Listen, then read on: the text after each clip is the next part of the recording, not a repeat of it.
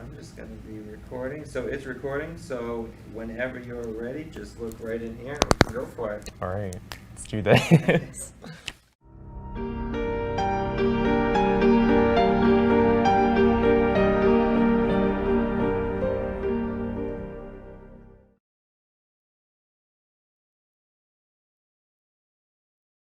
So before I ask you your first question, I wanted to ask you about the title of this film. Suffering with Joy, Finding Hope and Happiness When Experiencing Continuous Trauma.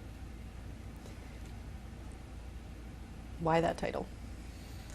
So, I think there's a lot of suffering in this world.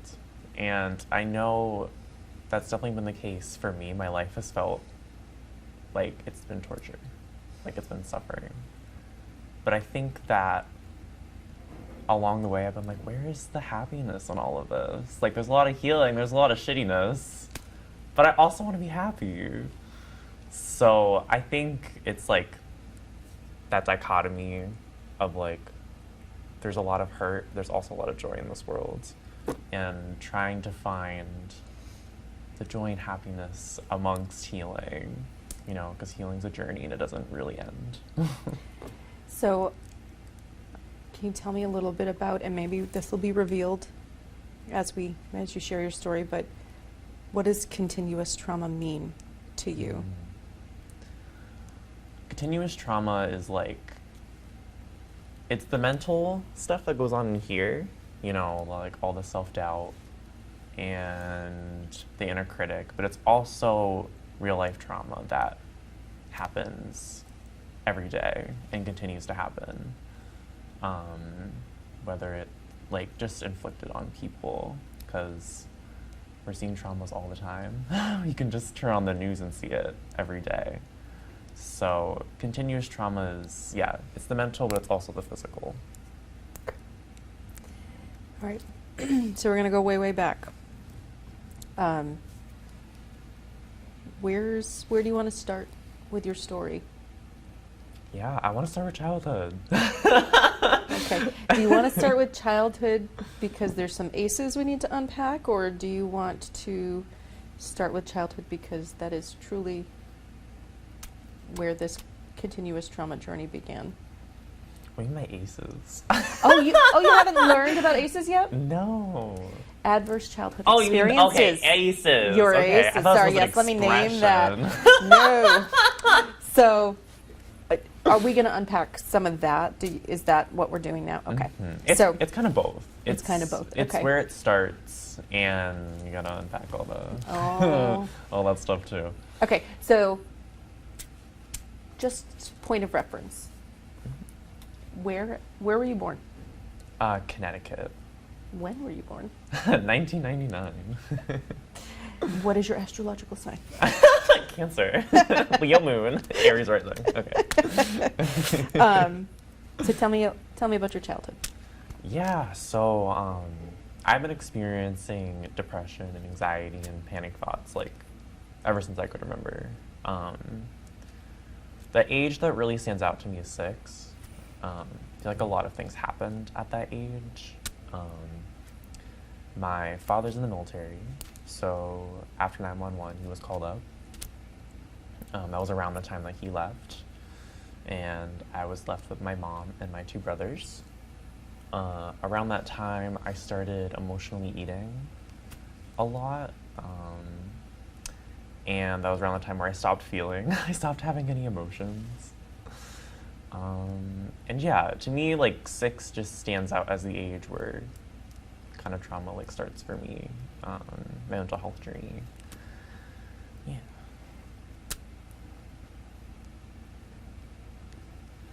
You look like you have a question. So many questions. I know. Go in. I knew you would. So, did your dad come back? Mm-hmm. He came back when I was around 13.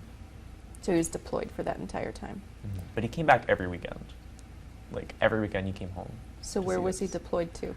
He was in Virginia for something.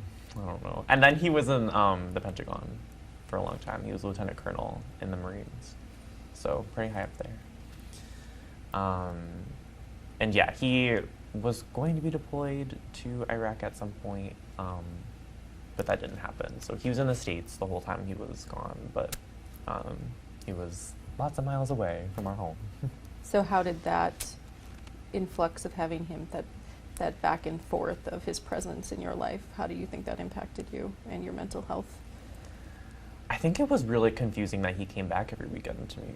I was like, this is weird. Like, you're gone, but you're here. And like, he also suffered with alcoholism. He had trouble with substances. So when he came home, it was like really weird. It was like he wasn't even here, and there was a lot of conflict.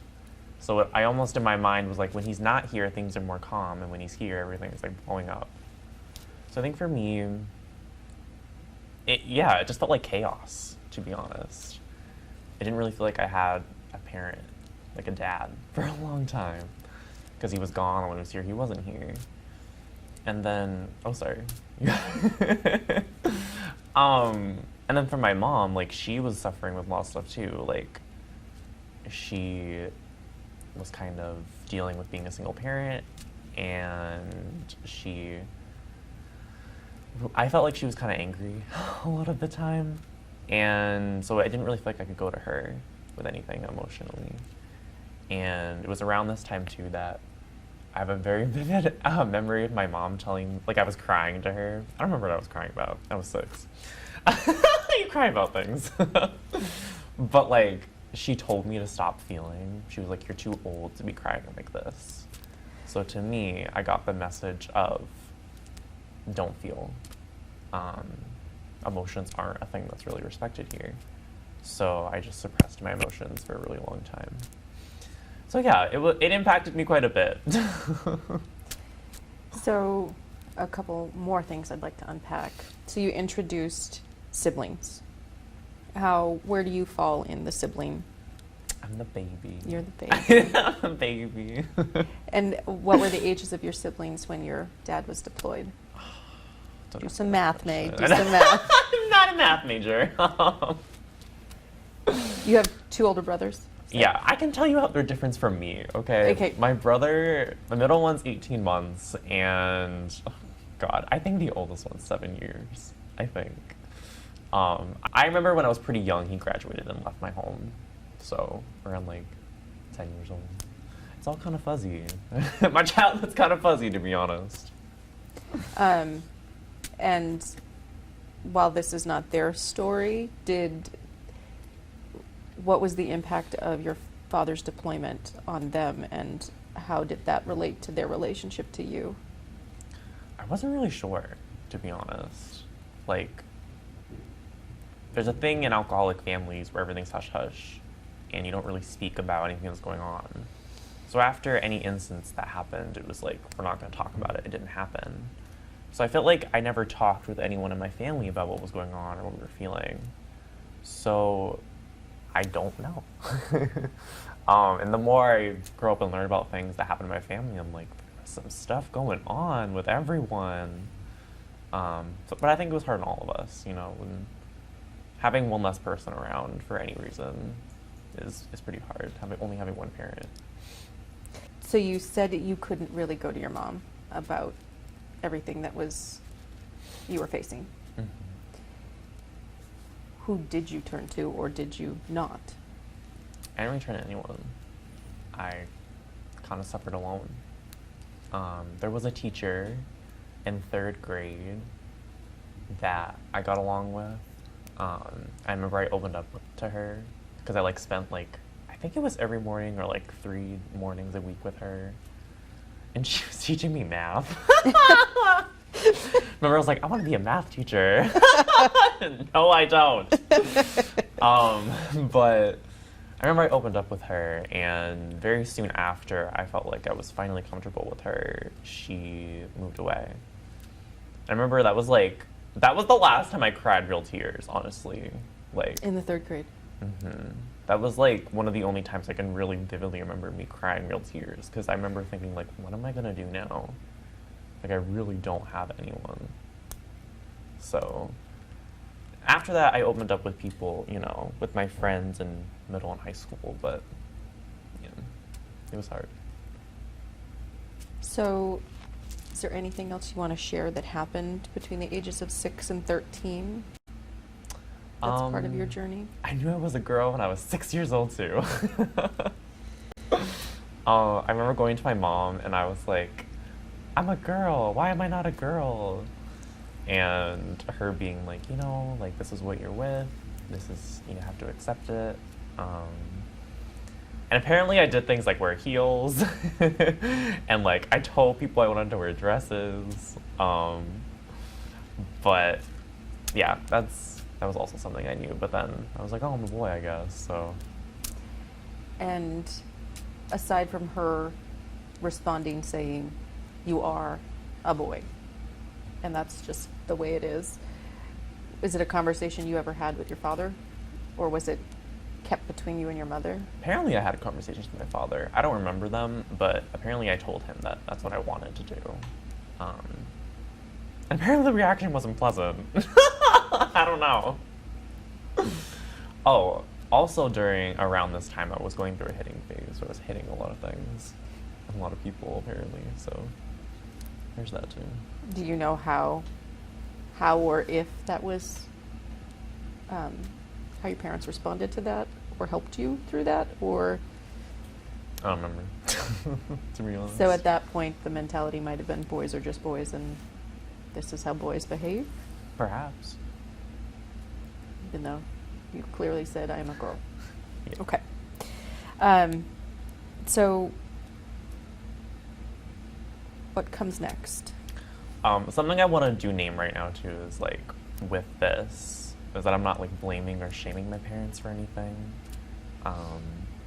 They're human beings with their own stuff going on, and I love them very dearly.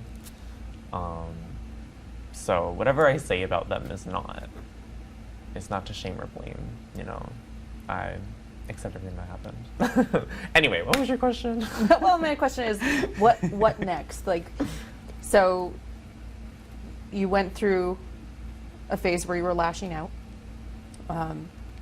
You recognized that your gender identity had changed.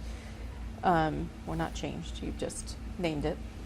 And you realized you didn't have anybody, and you were meant to not feel anything. So how did you handle that? When you put it that way, it's pretty bleak. You're here and you're resilient, so tell me how you got here. Yeah, so I kind of conceptualized it like the next phase is 13 to like before college, right? Okay. So around this time, I was really emotionally eating, like eating whole cakes, and it was sweet things. My thing was sweet things, right? So I was eating food all the time, and I weighed near 300 pounds, 280, somewhere around there. At age 13. Somewhere around there. In my adolescent years. Okay. I'm trying to. Mm-hmm. No, I understand. It's very fuzzy. It's very, like, I blocked a lot of it out, to be honest, because it was hard. It's a coping mechanism, for sure. So, did you ever seek help for your disordered eating? Was that ever named as disordered eating? I don't even know when I found out or, like, kind of recognized it as disordered eating. People around me were telling me that I was fat, and I was made fun of a lot in school for it. People were calling me like a fat pig and stuff, and that really stuck with me. I think that's how I got the message that something was wrong. Is that people were like, "You're really big." But yeah, also around this time, I started engaging in self-harm and cutting. And this is where it gets like really deep. I remember when I was like in 6th grade, right? And I like held a knife. And like I held it to myself. And I like had a thought of suicide. I didn't even know it was suicide. I was just like, I wonder what would happen if I did this. Now looking back at that, I'm like, that's pretty serious. Like, I was so young to be having those thoughts. But Yeah.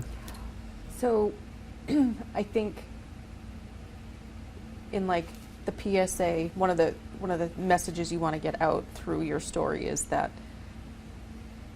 people should reach out for help. And I think one of the things that we're seeing, and people are shocked by, I mean, there was a new report that just came out that suicide in the age range of 5 to 10-year-olds has just like reached incredibly, I mean, that's the leading cause of death. I can't name it. I don't have the report in front of me, but there was a whole story on NPR last week about it.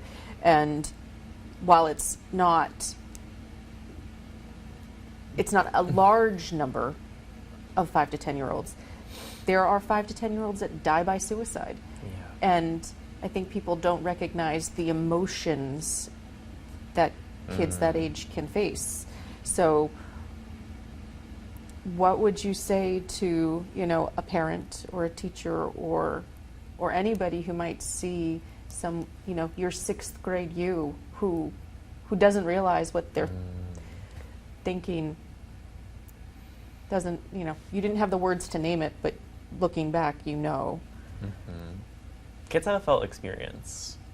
They don't always have the words, but they're feeling it. And I think, when I really think about the 5 to 10-year-olds, it's very sad, but I'm not surprised because, again, there's a lot of trauma in this society that it's unrecognized. And emotions aren't valued in our society as well. So I think valuing the emotions of children is like really important. And dealing with them, helping kids find ways to deal with them. And if parents just don't know how, then to get help for that, get help for their children. Yeah, because kids will do what they want to do to deal with their feelings. They're impulsive. I ate and harmed myself. So your first suicidal thought that you can recall was 6th grade. Mm-hmm. And self-harm began in 6th grade. Mm-hmm. Do you want to share more about your journey with self-harm and... Yeah, so it kind of continued for a couple of years until I was about 16. Just like cutting and harming myself, picking at myself. It just felt like a coping mechanism. It felt good. It felt like a way to cope. But at some point I realized, if I keep going with this, I'm not going to turn back. So I was like, all right, let's not continue to do this. Let's try to find other ways to cope. At that time, I was in therapy, but I think that really helped. Having someone to talk to about these things. So when did therapy start for you? Yeah, so I was with a therapist around 3rd grade. I don't remember what I did with that one. And then I went to see a counselor around 14 or 15. And the reason I stopped seeing her was because of my gender transition. I was telling them about thoughts I was having and what I wanted to do, transition-wise. And it was kind of considered that I should see someone who can deal with that better. So then I started seeing a trauma therapist around sophomore year, junior year. So that's when I think the true therapy starts for me. I saw a therapist before that, but that's when the real work began for me, unpacking all of this. And I worked with her a lot in my gender stuff during that time. Okay. So how did that transition from, so we're going back now, from don't feel, don't cry, don't hit, this sort of tamping down of what was going on with you, how did that translate into you getting into therapy at that young age? Was it the teacher? How did that happen? I think I asked to go see a therapist. I think that's how it happened. I was like, I think I need therapy. And then once the gender stuff happened, it was like, you need this. We don't know what to do. And it was a family therapist. So it was kind of like helping everyone with that transition. Okay, we're going to get back to that. So Did I answer your question? you did. Ish. I mean, I'm just trying to understand, and I know this is your story and you can't speak for your mom or your dad, but it seems like a big transition from trying to say we're not going to acknowledge what's going on to then accepting of it and seeking help. So I'm just trying to... I wouldn't necessarily say accepting, in my view. Okay. I think when I was a teenager, I was very adamant about what I wanted. And I felt like it was the only way for me to express, like, this is what I need. So there was a lot of heated discussions with my parents about things, a lot of yelling and screaming. And I would say even now, you know, what happened in the past isn't totally accepted. You know, I'm working on it with my family. We're having conversations, and I hope that goes well, but I think it's always kind of been something that not everyone's been on the same page on. So I think for me, I was like, this is what I need, you know? And I think my previous therapist, you know, advocated for that as well. Like, she needs help to deal with this. But I think the focus at that point was on my transition and not on my emotions. Because, do you know why? I mean, if you're going to a trauma therapist to deal with your transition, you would think you would be dealing and addressing emotions. So now we're going to go there. So let's talk about what trauma therapy was for you. And you said it was with the family. Was it the whole family? It was me, my mom, and my dad. So around this time was when my brother graduated. So it was just us three. So your middle sibling. Okay. So you, your mom, and your dad are going to see a trauma therapist to discuss your transition. You're 16, is that what you said? Yeah. So what did that, can you talk to me about that? These are the glory days. These are oh, goodness. I think that's something else I want to mention is I went to a performing arts high school. I was an acting major, which was really cool. So during this time, I was doing that a lot. And that was healing for you? Yeah, being around the arts, and there was a couple different majors like writing and dancing. There was kind of a singing major, so we focused on that a lot too as a family. Like, that's the thing that made us, and it was kind of my life, to be honest. But yeah, it was difficult because it wasn't like all three of us all the time. It was primarily me, and then when we felt we were ready, we would have family sessions. And I think I kind of knew I was going there for trauma. I knew I wasn't going there for the gender stuff, even though that was important to me. But I think how I kind of told my parents about it is I was like, I am a girl and I'm trying to figure it out, so I should go see this person because they're good at this. But I knew my real intention was to go there to start facing this trauma that I knew I was experiencing. I don't remember what the question was. Okay, so can we talk a little bit about the trauma you were facing? So when I asked you about continuous trauma, I was trying to get a sense of, is it the outside forces of the world that are just always upon us? Were there specific traumatic events that you continue to relive? Can you name your trauma a little bit? Unpack that? Do you want to do that? Of course. And I think what I really want to emphasize here is that trauma isn't just like an event and you relive it, right? It affects your mind.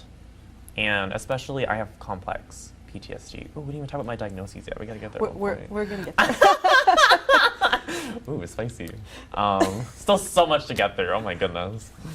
But like, with complex PTSD, which is what I have, it manifests into something different inside your mind and in your body, with intense feelings of shame and guilt, and with an inner critic that is really, really harsh.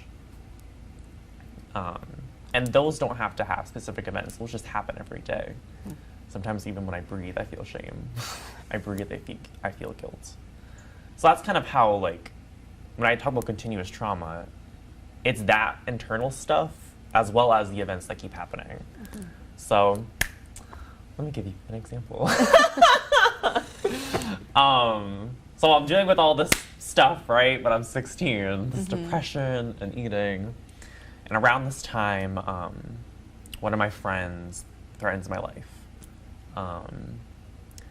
And that was something that was very difficult for me to deal with within my friend circles and just within school.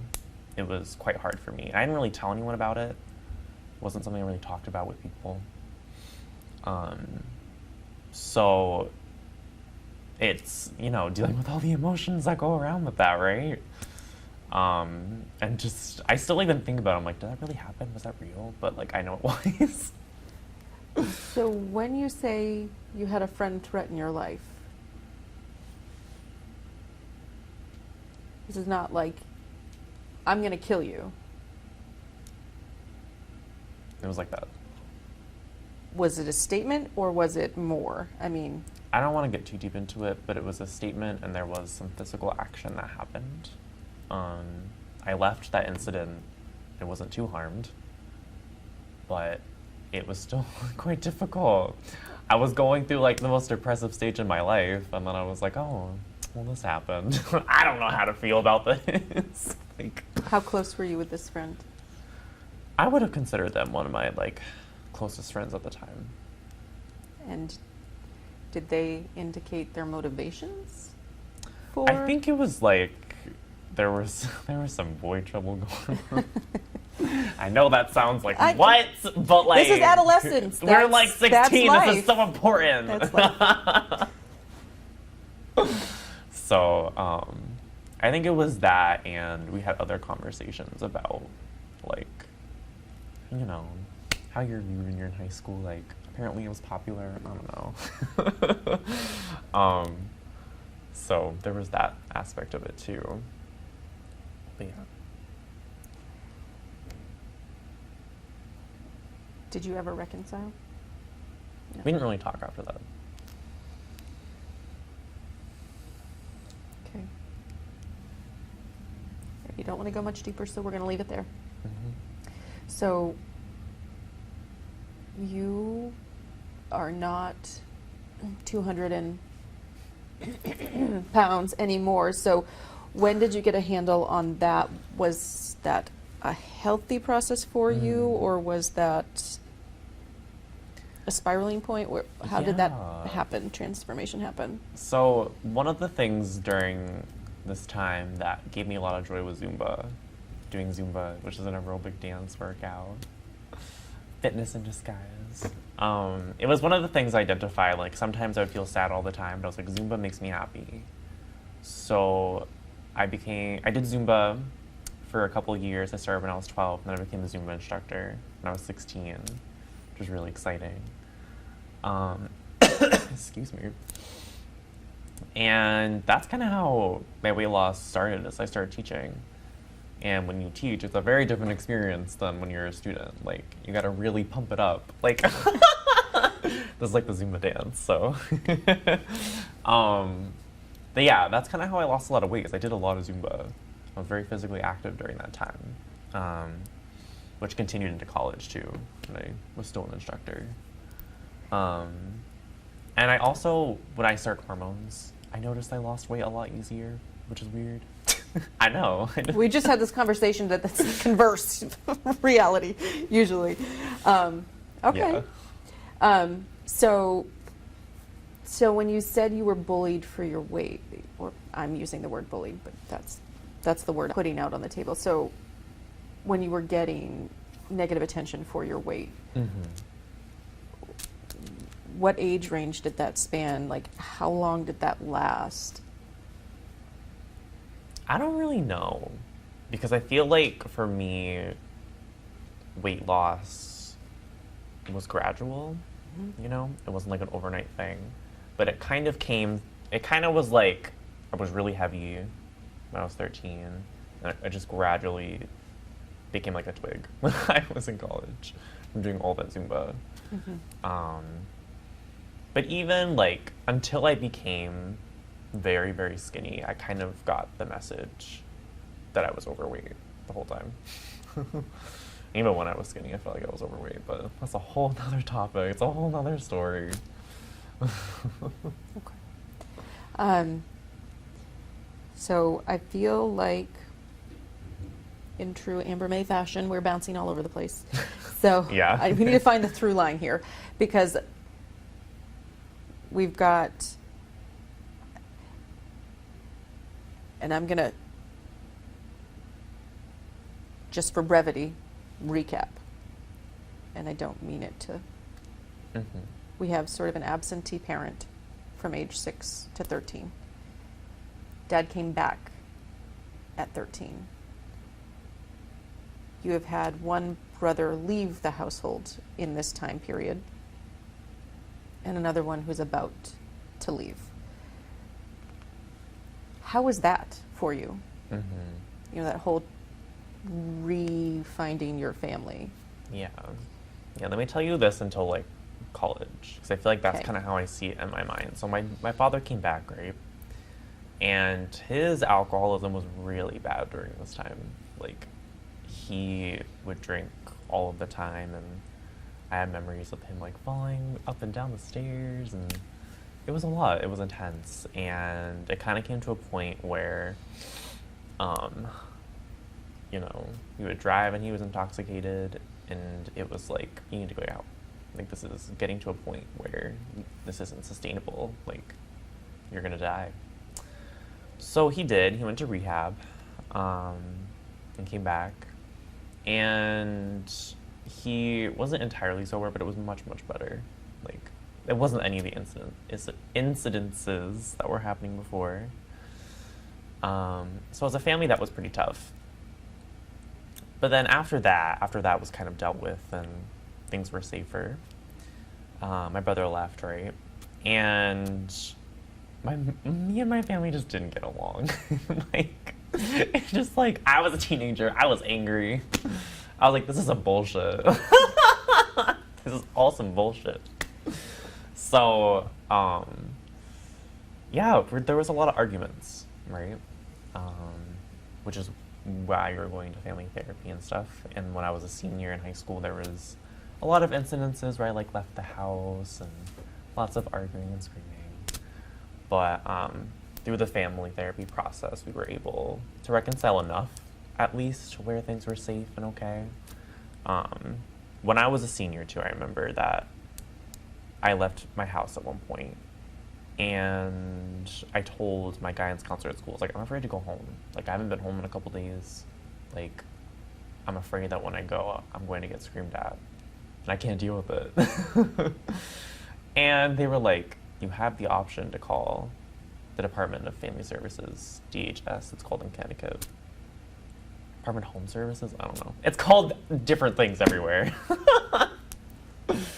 But I remember I did, and that was a really big turning point for our family too, because I think that was like the moment that my family understood that something was really wrong. Like, that's not a small thing to have that service called on your house. So that's when the conversation really shifted for us. It was like, yeah, there's a problem here, let's really try to work on it. So we did. So yeah, that's kind of how the years went. And then I became a girl when I was 18. I finally figured it out, so.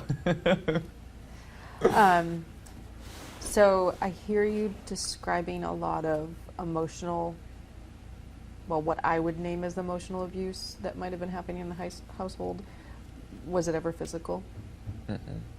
I was always afraid that was what was going to happen, though. Like, especially when my father was intoxicated. Like, nothing was ever physical, but I was always scared it was going to get to that point. Now, when you said your dad left for rehab, was he gone for an extended period of time? Was it brief? I think it was like a month. Do you have any sense of in the timeline? No. Fuzzy. During the summer. It was warm out. I I think I also, too, want to name that there was physical altercations with my mom and my dad that I witnessed pretty often. So that was the thing too.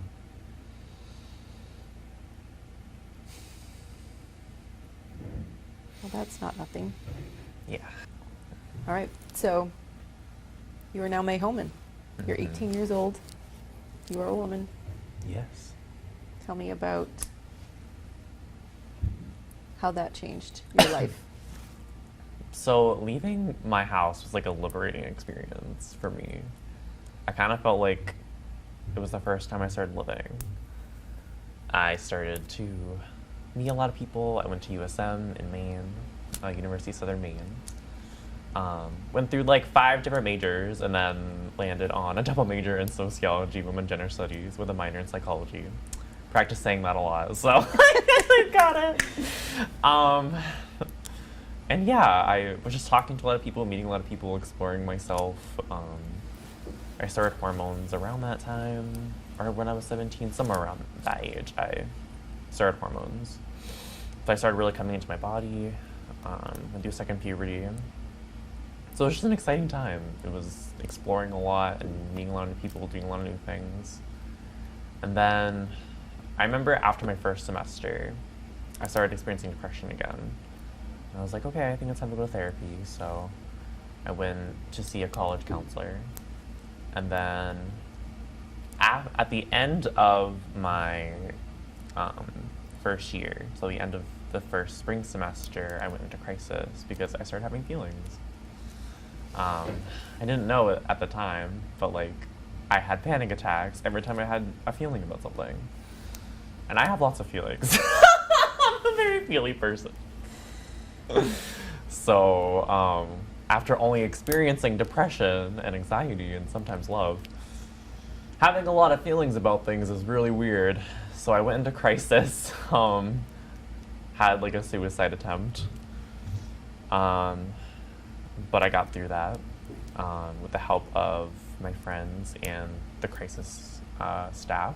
Like made a plan because I was supposed to go back to Connecticut. So I went from there to seeing my therapist twice a week, my old therapist, the one that helped me with my family. Twice a week that summer, which really helped. But what was really prevalent during this time was substance use for me. I was drinking a lot. Like I basically just drank until I couldn't remember. I smoked a lot of weed. So after the crisis and that summer, went back to school, right? It's kind of like ready. I was like, cool, let's start new. But I was smoking like all the time. I was pretty much high for like a whole year of my life. Like I got up, I smoked. Went around my life, smoked in the middle of the day, and I'm a lightweight, so I don't even need a full bowl to like really be high all day. So yeah, I was doing that. And there was just a lot of school stuff going on, lots of drama. So everything in my life just kind of felt like it was being shaken up again. And after that whole substance use thing, you know, I left the dorms after my sophomore year of high school, of college. And moved into my first apartment. Very exciting. But once I started to really settle into my new place, like after a few months, so this is like the start of junior year, I started noticing that I was dissociating a lot, which I didn't have a word for at the time, but I just felt like I was very floaty. I felt like I wasn't existing, like all the time. Like everything just felt dreamlike, you know? I like to explain it as, you know, when you daydream and you get into that headspace, it's like that, but it never ends for me. So I was really freaked out. I was like, I guess life's over. I guess this is it. And I started not feeling again. And this was because of like, I was smoking so much. Like I started using that as a coping mechanism. Like whenever I have feelings, nope, let's just get high. So that's actually what I wanted the story to be about originally, because that was a really tough time for me. Like I genuinely thought I wasn't gonna make it out of that. And I was like, I don't really see the point of living if I can't feel anything. Like I can't feel physical sensations, emotional sensations. I had panic thoughts all the time. I developed social anxiety to the point where I couldn't talk to people. And then I had an internship with you. Oops. T. I was like so scared for that internship, okay? I've never told you this, but like that was like still around the time for me. I was still figuring out like how to be a normal human being and get to talk to people. So the internship did help with that because you guys were, crisis and counseling was awesome. Jeez, I throw you to the wolves. I really did. Had I known any of this, Yeah. I probably would have approached it differently, but maybe it was therapeutic. I don't. It really was. Though. Okay, good. I kind of feel like I needed to. Okay, good. I needed to be forced into human interaction. Okay, well, I forced you. Hard. That's what I signed up for, though. I was like, yeah, can I do this? Like, can I interview people? I remember our first interview. I was so scared. I like Was that having a Lori? panic Who attack was our the whole first time. one? Oh, what was her name? Oh, Tina. Tina. Yes. Yeah. Okay. I had a straight panic attack for that whole hour. It was so bad. Oh, but anyway, I got through You it. coped well. I couldn't tell Good. at all. I didn't know any of this was going on for you at the time, so. Mm-hmm. No one did. I didn't tell anyone except my therapist. It's a lot, May. It is a lot, but I didn't really trust anyone. There's experiences even I don't really want to get into, but during all my college time, I had a lot of friendships that didn't work out. A lot of friendships that were kind of like a repeat of my old ones where I don't feel like I was treated right, or, it just didn't feel right. There was abuse, something of that nature happening. Not to like paint myself as a victim or anything, like I'm not a perfect human being. Takes two to tango, but like I just noticed like getting into dynamics that weren't healthy for me. And I couldn't really recognize yet. So that happened, right? There's this whole thing. And I did so much research about dissociation, like I went hardcore, like trying to figure out what was going on with me. I started reading a lot of books about trauma, a lot of books about how to heal from it, a lot of personal stories of people finding their way from, point A to point B once they started, their healing journey. And around this time, too, I started finding spirituality to be something very important to me. Excuse me. So yeah, that was also a really helpful thing, too, to start my spiritual practice. It was kind of like a form of hope for me during this time. But yeah, that was a lot. So what questions do you have? In all of this, COVID also happened. Oh yeah. So, so you're already dealing with social anxiety. I've forced you into like talking to humans deeply. Near the end, it was okay. Don't Okay. worry. Near the end, it felt okay. But COVID's happening and the world's shutting down. And how did that affect you? So, I really hate that COVID happened, right?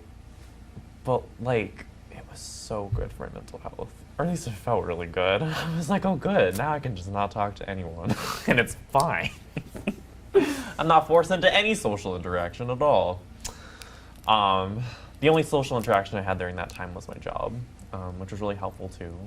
I kind of felt like I just retrained myself to talk to people. But for me, COVID was very much a self-exploration time because there was nothing else for me to do. So I couldn't work more because I had so much anxiety. I would have had a nervous breakdown. So I started exploring like yoga and like how I want to live my life and like things that I'm interested in. I feel like it was a failed attempt, to be honest, or we'll say maybe not a failed attempt, but I didn't really get it right the first time when COVID started. I was still pretty sad and depressed and felt like I wasn't focusing on the things that I really enjoy yet. But I was trying. I was attempting to do something. But then COVID, kept going. It didn't stop. So I went back to school, I went to work. My life was honestly pretty normal. Like, COVID didn't affect it like too much, because I have an essential job. I'm a behavioral health professional. So either way, I'm gonna stay employed, no matter what.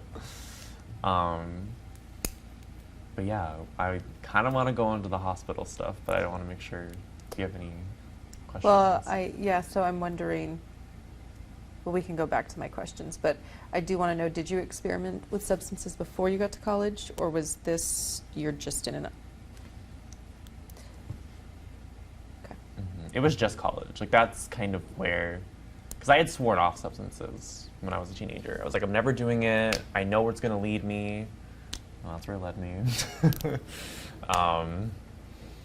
I'm glad that I got out when I did, because I had multiple instances where I could have kept going and could have gone down deeper holes, which we'll talk about soon again. Okay. Substance use didn't end completely, but like I stopped smoking and drinking for a really long time, for a couple years. So yeah, is that Okay. all? Yeah, well, that, for now. Okay. Yeah. You're like, no, well, okay. So let's talk about what's recently happened with you and your latest part of your journey. So can you tell me what led you to your hospitalization? Yeah, so it's 2021. I'm feeling good. New year, new me. No. But like, I really set the intention, that this year was going to be a year of like healing and finding, because my year before that was about finding joy again, because I had lost joy. I feel like I was suffering with no joy, so I was trying to find her again. And I did, which was really awesome. But I was like, okay, now that I have found her, like, I want to like figure out how to live my life. I want to know what makes this life worth living. And oh golly, did that intention like really hit me this year. I came out as polyamorous this year, which is having multiple relationships with multiple people. I just like hit the mic, sorry.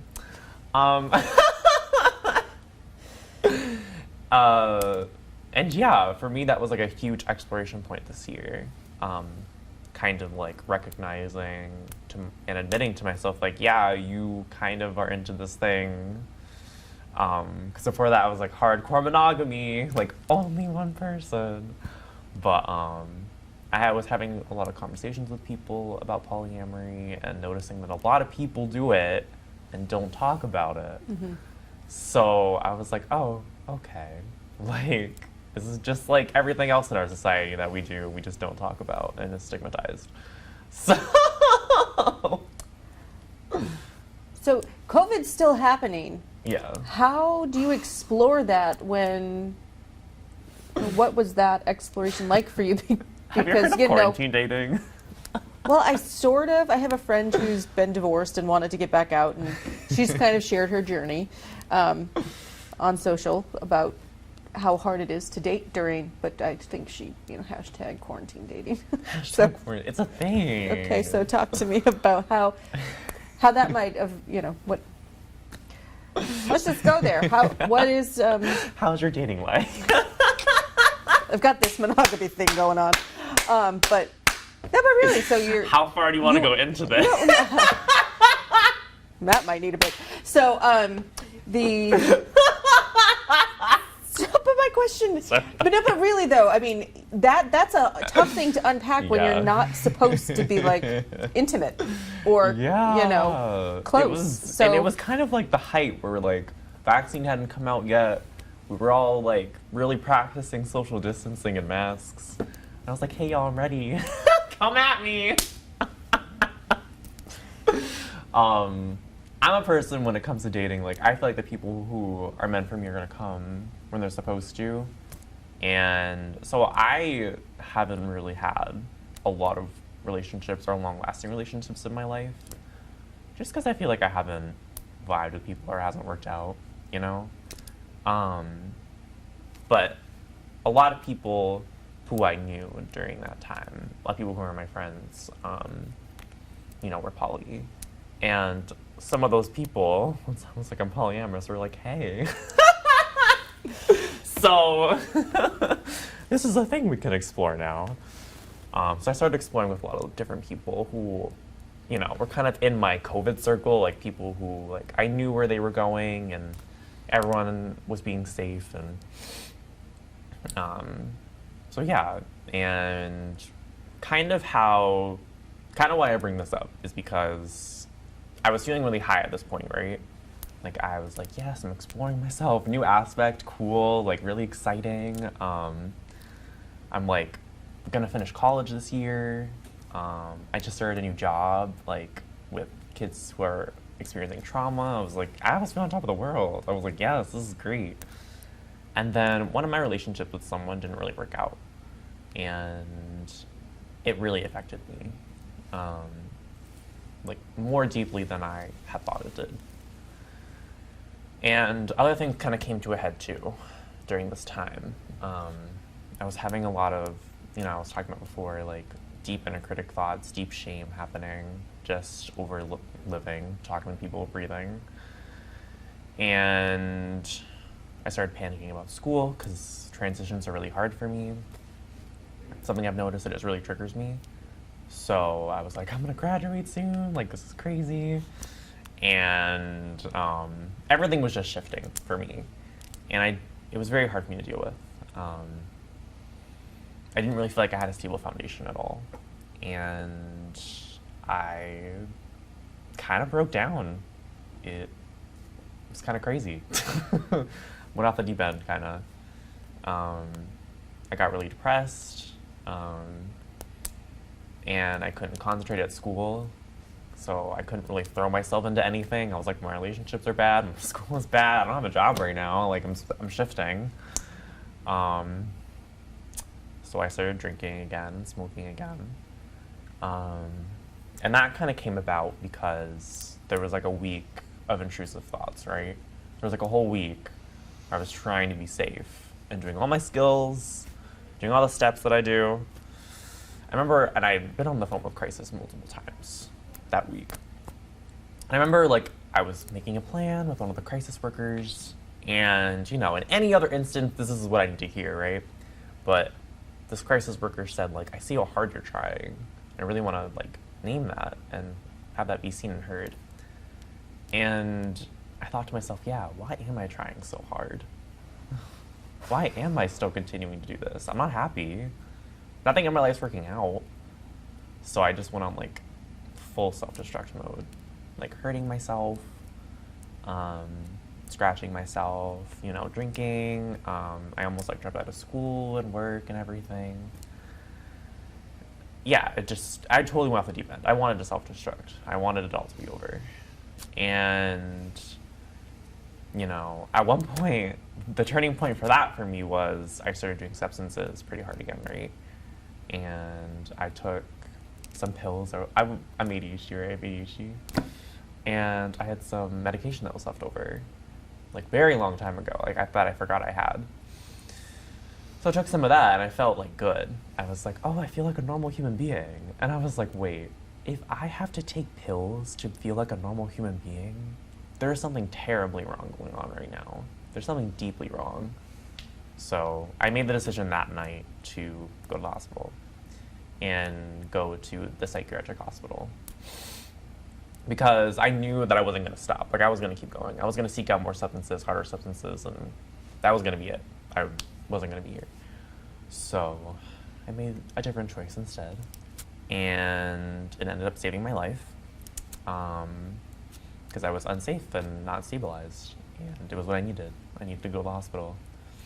And when I was there, I started asking myself really hard questions once I got over all right, let's try to live again. Because I wasn't eating either. I had, like, stopped eating for, like, a whole week. And, I had a lot of conversations with the staff there, because I was on a one-on-one. I wasn't safe to be alone. So I always had someone watching me. And I had a lot of conversations with these people. I was like, why are you living? What is the point of this for you? And people would tell me their perspectives a lot. They would say like their friends, their family, their interests. None of it felt right to me though. I was like, there's something here that's I'm not seeing, that I'm not getting. And during this time too, I was given the diagnosis of borderline personality disorder. And when I first heard it, I was like, another diagnosis, like, I don't give a fuck, like, I don't care. But since I've had a lot of time to digest it now, I kind of see how true the diagnosis is for me, because part of having borderline is the intense shame, right? It's feeling like people are attacking you when they're just speaking to you. And having feelings of wanting to hurt yourself and harm yourself, which I feel like have always been there for me, that I've always experienced but never really dealt with or explored. And there was another layer of like anger, right? I was experiencing a lot of anger. So again, emotions that I just wasn't accepting, experiencing yet. That led me to a dark place. So I figured out that I wanted to live for things that I enjoyed, like connection. I realized how important connection is to me, how important community is to me, because the community at the psychiatric hospital that I was at was awesome. Honestly, like the staff are really close, and they really made that connection with the patients, and I felt that. So it was very helpful for me to recognize like these people care about me, so I want to care about myself. And yeah, we also played a lot of games in the hospital. And honestly, it was awesome because I was like, oh yeah, this is what I actually care about. So yeah, and you can't like listen to music or anything. Like you can't have any personal belongings in the hospital. So I was like, oh, I really want music. Like that's really important to me. But yeah, and after that, once I got out of the hospital and felt like I had enough tools to deal with, not harming myself anymore, I went to partial hospitalization and learned a lot of skills there. I felt like I was kind of at a point where like I was feeling enough to really take in the skills that they were showing me, because I was still pretty depressed once I left the hospital. And then after that, I went to a different IOP, a different intensive outpatient. That's just 3 times a week, and I'm finishing that up soon. That's a lot like group therapy, like group psychotherapy. Is it co-occurring? Is it for your substance use? Is it on the mental health side? What is it? It's mental health side. They're very like trauma-informed, trauma-focused. I just want somewhere to go talk about my feelings. I can get help. 22 years of not wanting to talk about them. That's good. That's healthy. But it's a lot, and so I'm glad you made that choice for you. Me too. I'm really glad that I'm here. I now have like wonderful partners that I love dearly, and I have like a beautiful cat that I play with every day. And since leaving the hospital, I've really leaned on my spiritual practice and yoga. I love yoga. I love deep belly breaths. They make my body feel so good. And just like finding joy wherever I can, and inviting it in and really experiencing it to its full extent, without trying to grasp onto it too hard. So yeah, that's kind of my story right now. That's kind of it. Okay, it's not it, but there's more to dive in, but like that's the picture. So let's talk about sort of the encyclopedia that's been thrown at you in the form of diagnoses. So can you unpack that a little bit? Yeah, I used to have a list on my phone. I think it's like 11 or 12 at this point. Anxiety, social anxiety, panic disorder, depression, PTSD, complex PTSD, gender dysphoria, eating disorder, borderline personality disorder. It goes on and on. There's always something I miss. Every time I'm like, I think there's something new here. ADHD, yeah. And for me, what it boils down to is, when I read a book it's called Body Keeps the Score. It's by Vanderkolk. and I think I said his name right. Sorry, Cole, if I did it wrong. Body Keeps the Score. It's a great book. It talks about in there how people who have experienced complex trauma usually get labeled with a lot of different OCD. That's another one. They usually get labeled with a lot of different diagnoses, and it really just boils down to foundational trauma that have happened. You know, I had enough feelings until like kind of recently. Of course, it's gonna fuck a human being up. Like, how can you not? So, that's what it boils down to me. It's like, I don't care about the diagnoses. I care about how do I help myself and what is my experience. And for me, what I closely relate to is the experience of complex PTSD and the stuff that I have with my borderline personality disorder. And that's kind of what I feel like things stem from. Okay. So I want to go back before we move forward again to a statement you made that where you recognized you needed help most recently, which was you made a statement that if I have to take pills to participate in this life, then I'm not doing something right. At least that's what I think I heard you say. Did I paraphrase that correctly? Yeah, I just felt like there was something wrong with needing a substance to feel okay. Like, okay. Do you still feel that way? I think, yeah. I don't feel like I want to take a substance in order to feel like, and that's different from medication, right? That's different from like something that I feel like serves me. But like, okay, so when you said substance, you meant more like of these ADHD pills. Oh, you did, but you were using that more recreationally than, you know, as medicated. So what I'm trying to understand is, for me, that feels like a stigmatizing statement, because if you had diabetes, you would take insulin. If you have a brain disorder, you take medication to regulate your brain disorder. So I just... Something like street drugs. Like that's what, okay, I just wanted to, okay. I take drugs every day, honey, for like my depression and anxiety, but like drugs that are just like gonna harm my body, especially in the long run, or my mind. Okay. That really That alter my state of perception. Not intentionally there to regulate what's going on. Okay. Exactly. I just wanted to, okay. No, I really like that you bring that up, because I'm a huge advocate for medication. Like, I didn't take medication for a really long time because I was like, I want to do, you know, brain body health. I want to try my spiritual practice and see if that works for me. And honestly, like, it was great, but like that, it didn't feel like it helped until I took medication. Then I felt like I was regulated enough for those things to help me. So I'm a huge advocate for it. Like, if you need it, like, take medication. Like, without it, I don't feel stable. Like, Okay, good.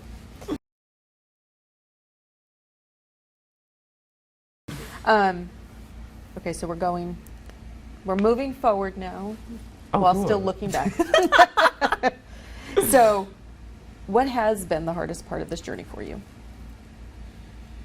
it's funny, I know all the questions, I didn't think about any of them. I like made them, I was like, I'm gonna figure it out when we talk. I think the hardest part for me has been not being able to identify my own experiences and having the support around me to deal with them. Like, it's kind of both of those things, because I feel like if I have one, I feel okay. Like, if I had the support of people around me, I'd be like, okay, I don't know what's going on, but at least I have people. And if, you know, but so what I really leaned on was like the research, right? Figuring out what was going on with me, like naming those experiences and having those tools to deal with them. That's like a whole process. Like, that was a lot of energy and intellectual ability that, thank goodness, that I learned how to have in school and have the privilege to have learned, to be able to read this research and figure out what's going on with me. And just have the resources. Like, I'm extremely privileged in that aspect. But in the same vein, it was very hard to figure it all out, kind of on my own. Like, I had a therapist, but like, you only see him once a week for 1 hour. That's like a whole 7 days a week that shit's going on that I like don't understand. So that's really been the hardest part, is like feeling alone and feeling like I don't understand what's going on.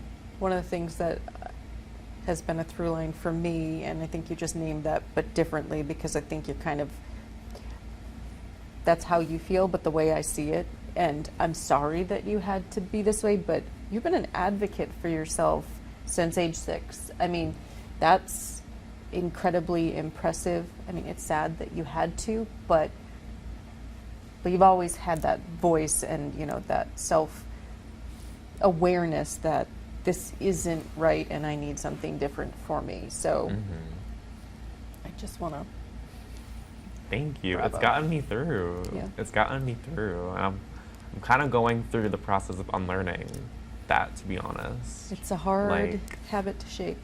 yeah, like I don't need that part to be so present anymore to get me through. I can live my life now. You know? Create my reality the way I want to see it. But I still have those parts that are like, let me keep fighting. We're Yeah. still unsafe.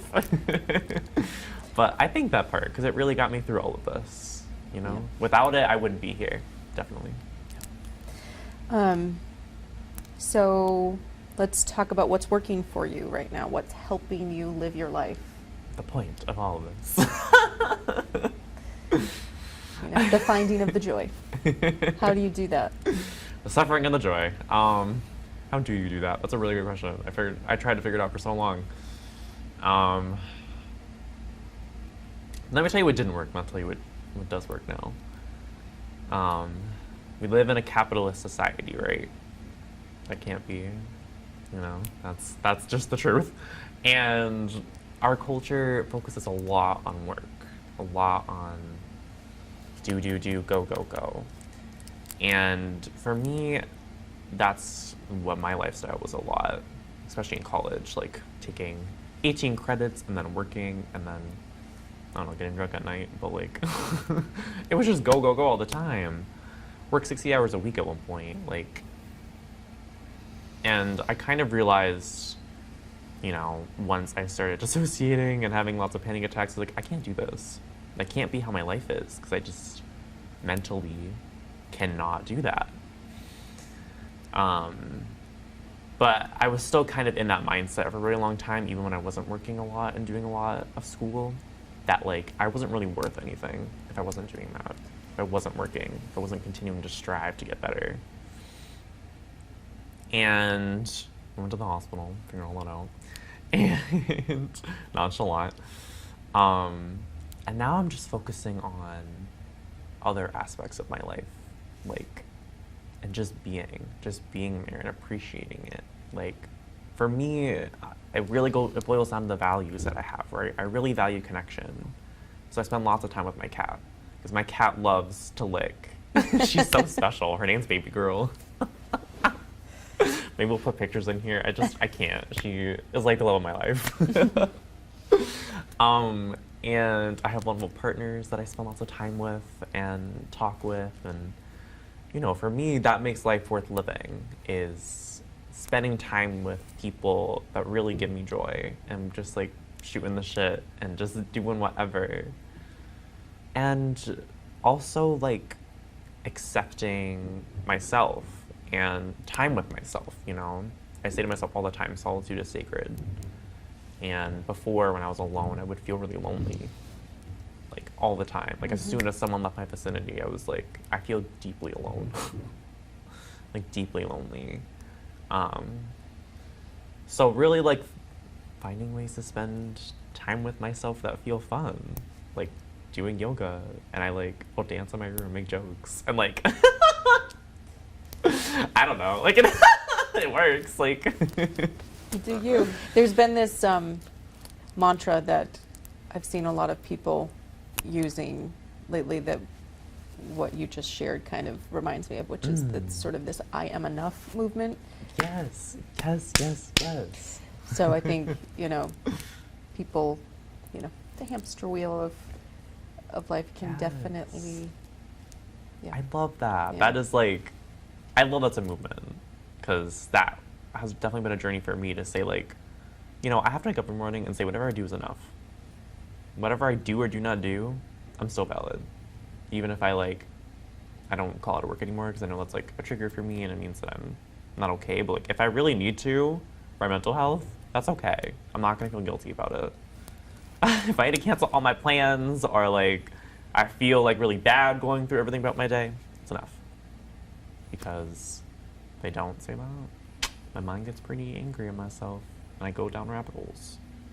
And the truth of it is that we are enough. It just doesn't feel that way.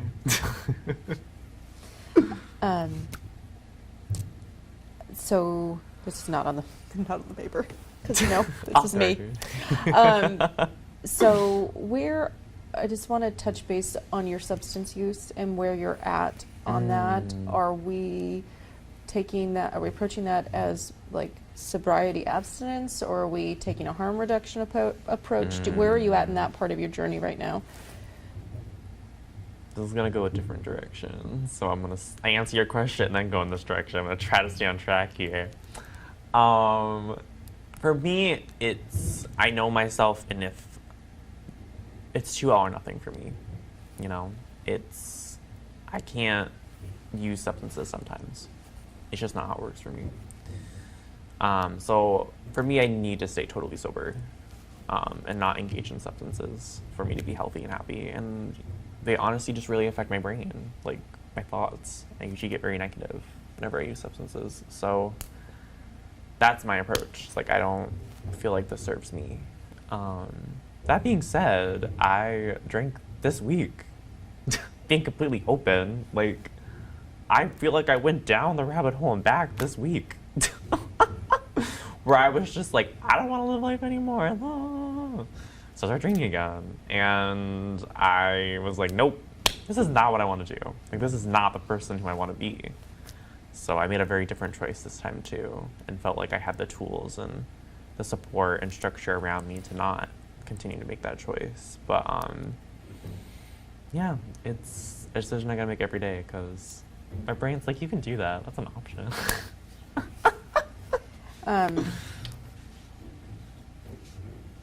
This might be one that you say no thank you to, but have you talked with your father about his substance use and its effect on, how you interact with substances, or have you shared or talked at all about? No. Okay. I haven't. Me and my family are still trying to figure out how to communicate in this current moment, and I think we're still trying to figure out how to have these conversations. So that conversation hasn't explicitly happened. I think it will at some point, maybe. For my relationship with my family, it's just kind of like I take it as it comes. I want the best possible outcome for all of us, and I want to have a relationship with them because they're my parents. And I know they love me, and they have been going to therapy for a very long time. So I know that they want to do better. When I kind of do want to go here right now because there's no guidebook to how to have a relationship with, people in your family who you think abused you, like putting that out there. But for me, I see them trying really hard, and like I know that they would make different choices if they felt like they could when I was a child. Like I know that. So I am trying to judge, what actions are they taking now, while also recognizing the past, honoring the stuff that I feel currently and felt then. So it's not easy, but for me, that is how I feel about it. Until I feel like, if ever I feel like it doesn't serve me, I want them in my life in some way, somehow.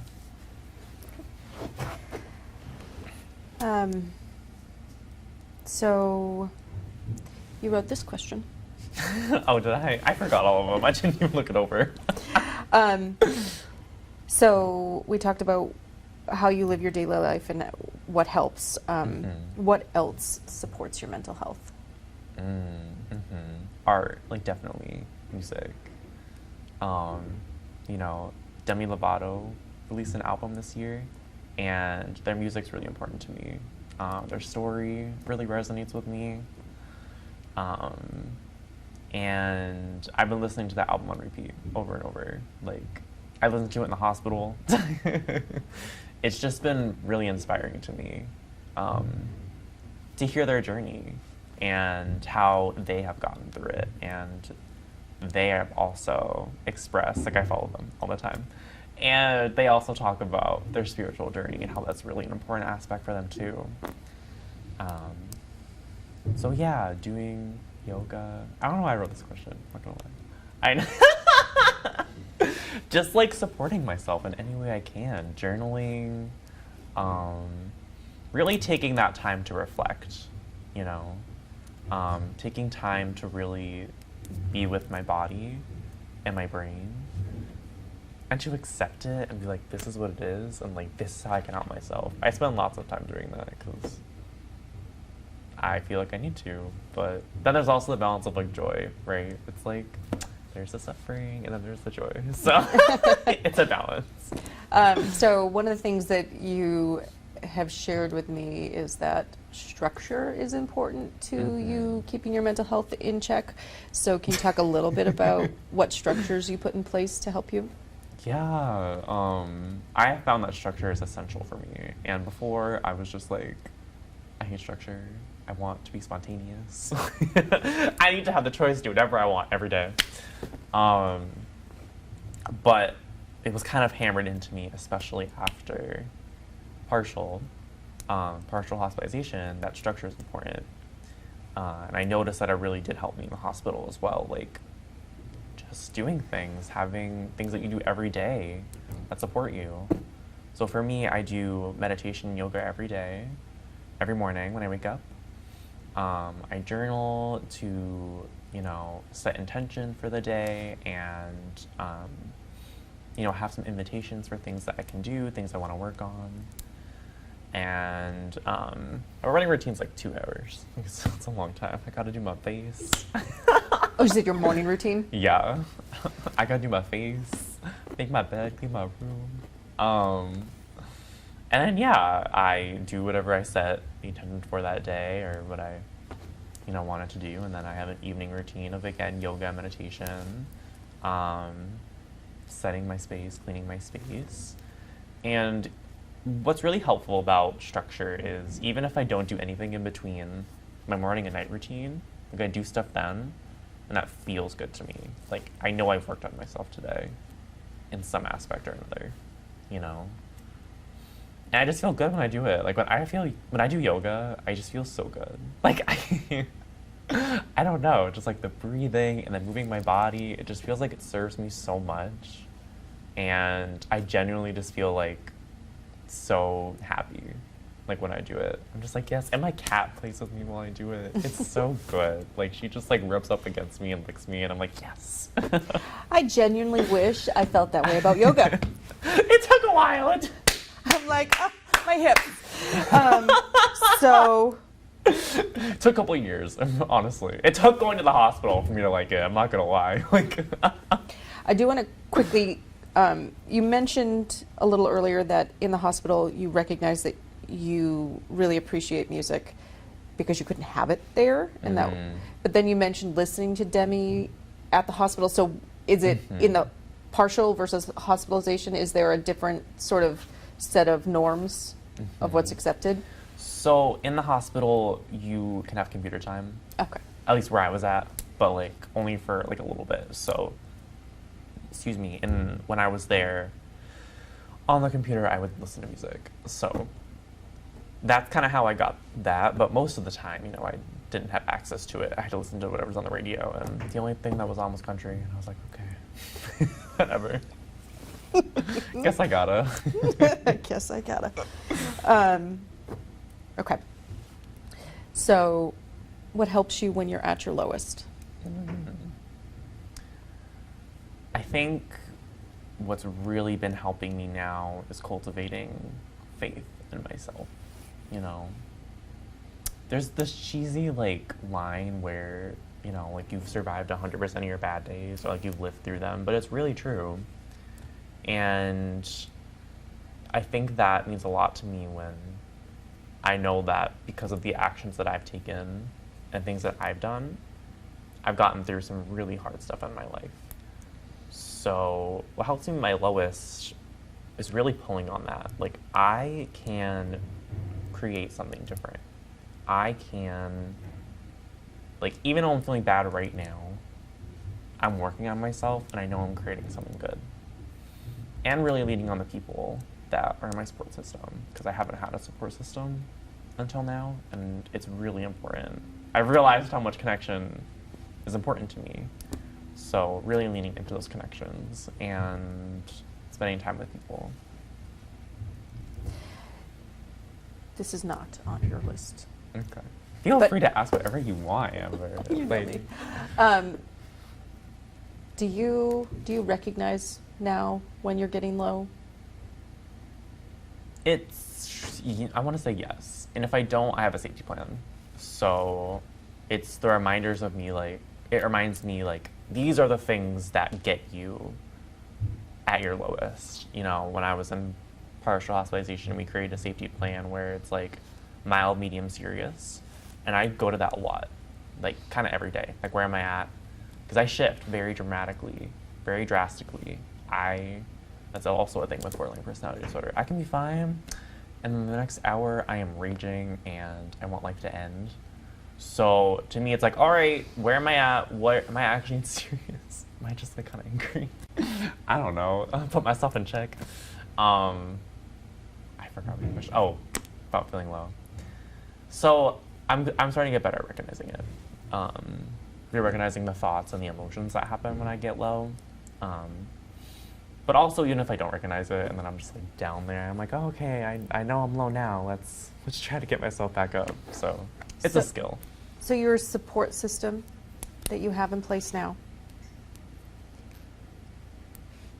No, I'm gonna ask that differently. So you said earlier that you just really don't trust people, and you haven't really done this whole sharing of your story exercise previously.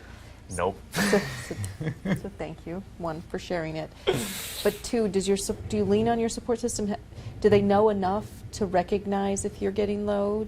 Do you count on them for that? Or what role does your support system play for you? That's a really good question. I think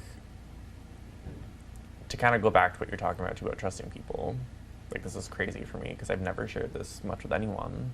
This is the first time I've really laid it out like this. And, you know, I started cultivating my support system without knowing it before hospitalization. So everyone kind of knew. I couldn't really lie about it anymore. I couldn't really hide the fact that I was having troubles. You know, before that, I really did. I didn't tell anyone.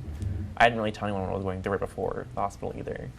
I was telling one of my partners, like, about what was happening, but that was it. Like, I didn't really talk to anyone else about it. So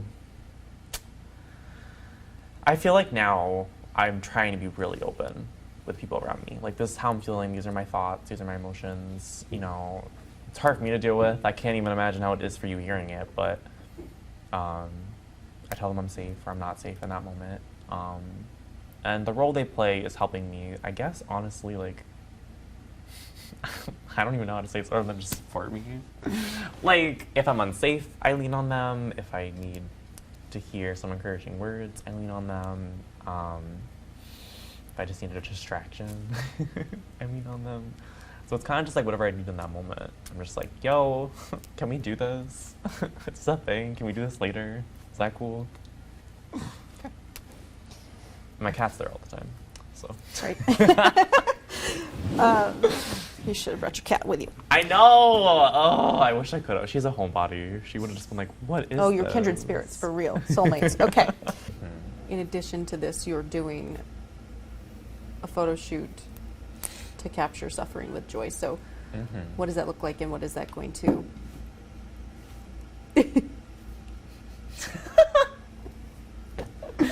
So, the photo shoot. This is just the first of many things that I want to do to showcase my story. And coinciding with this is the art piece, right? And it's named Sabotage and Compassion, right? And for the sabotage, it's going to showcase, you know, some of the emotions that I felt you know, and am I wearing like black clothing, black lipstick, like X's in my eyes, like wanting to disappear, wanting to be dead, like, and I want to showcase some of that in my actions, like. On the flip side, compassion is like what I'm trying to do now. So it's kind of like before and after the hospital. And compassion's gonna be like I'm wearing like angel wings, like I'm trying to be there for myself, treat myself with compassion, and it's gonna be, I don't know what the word is. It's gonna be like the same thing but different for both of them. Like I want it to be like I'm biting myself, compassion, I'm kissing Yeah. my arm, you know? So it's gonna be like that. It's gonna showcase like that change in perspective, change in action, in an artistic way. So that's also coming out with this, which is really exciting. And I hope that with my art, you know, I can create space for different emotions, space for different experiences. Like, I'm just a very emotional person, and I love exploring the depths of each emotional feeling, which is why I'm trying to be a therapist, I guess. But like, I really want to do that with my art, you know, and just like live out my fantasies and my photography life too. Just have fun along the way. That's what you do on this journey too. But yeah, because art is just such like a processing tool for me. It's a huge part of my life. I'm always doing things with art. On the way home, I'm gonna listen to some album. I don't know yet, but I'm gonna rock out to it for an hour. Like, probably Demi Lovato, let's be honest. But yeah, that's kind of like my intentions for art. So you packed a lot into this question, so we might unpack it. But I'm going to put it all out there, and then let's just go there. Have crisis services, the psychiatric hospital, or any other behavioral health services been helpful for you? So yeah, it's a both and, right? They've helped me and not helped me. And what I've really learned about this system is that it really depends on who the person is and their attitude and how they feel in that moment and their belief about the work. Because you can just feel when someone doesn't believe in the work, when they don't believe in you or don't care about you. And even when I was calling crisis, like, I honestly will probably never call the crisis unit again, because it just depends on who you get. Like, and sometimes when I'm in a crisis and I hear like a tone of voice that I feel is condescending, or, you know, when someone's like, have you tried this? Have you even thought of it? I'm like, yes, I have. You don't know my story. Like, you know, just how you feel when you're in crisis. So, it's almost just like a rolling the dice. Who am I gonna get today? What's gonna happen? Anything could happen. And I feel the same way about therapists. Every therapist is different. They all have different styles. So it's really just finding what works for you, right? Like, for my journey, it's been, all right, I don't care what this person has said. I'm not gonna take that. But like, maybe they had a message in there that was for me. Or, you know, someone else comes to me and tells me something that impacts me. Like, I talked to everyone in the hospital about like why they're living, because I was like, I need to figure this out. I don't know why I'm living. And I didn't agree with everyone, at least for me, like what resonates with me. But, you know, it's so relational. Like, this work is so relational on every level. So, and that's what it needs to come down to, is like cultivating that relationship. And sometimes you only have 5 seconds, but like cultivating that safe relationship with someone where they can feel like they're good, feel like they're enough, feel like they're supported. So yeah, it's been helpful and unhelpful, but I really have to recognize that without these services, I wouldn't have the skills to live my life in the way that I do now, and I wouldn't be alive. Like, I needed to go to the hospital. So yeah, it's both. I want to be clear though. I choose not to engage with crisis services because I am aware of the process of engaging with them. If I was not clear about my options before this crisis, or unable to keep myself safe at home in the future, I would use the crisis hotline. I invite you to enter crisis services or call the crisis hotline if you or someone you know needs to. Crisis services, like all institutions, have blind spots. However, crisis services exist for a reason, and I invite you to use them if you need. Do you wish you didn't experience trauma or mental health struggles? It's so cliche. It's made me the person I am today. I just feel like if I didn't experience these things, if I didn't go to the hospital, I wouldn't be asking myself those deep questions of like, what brings me joy in life? I feel like I would just kind of go throughout my life and engage in this capitalist culture that we have and just work and not deal with my trauma and not have close connections with people. So I feel like it's in a really terrible way giving me a deeper perspective than I feel like I would have had before or would have had if I didn't experience this stuff. So I try to see the light in it and be grateful or feel gratitude towards my experiences, because I've tried to take what they've given me and turn them into something good. So, no. I'm grateful that I experienced them. So what support would you offer other humans who are going through similar life experiences? I think the first thing I want to say is like, find what works for you, you know, especially if you're engaging in the services.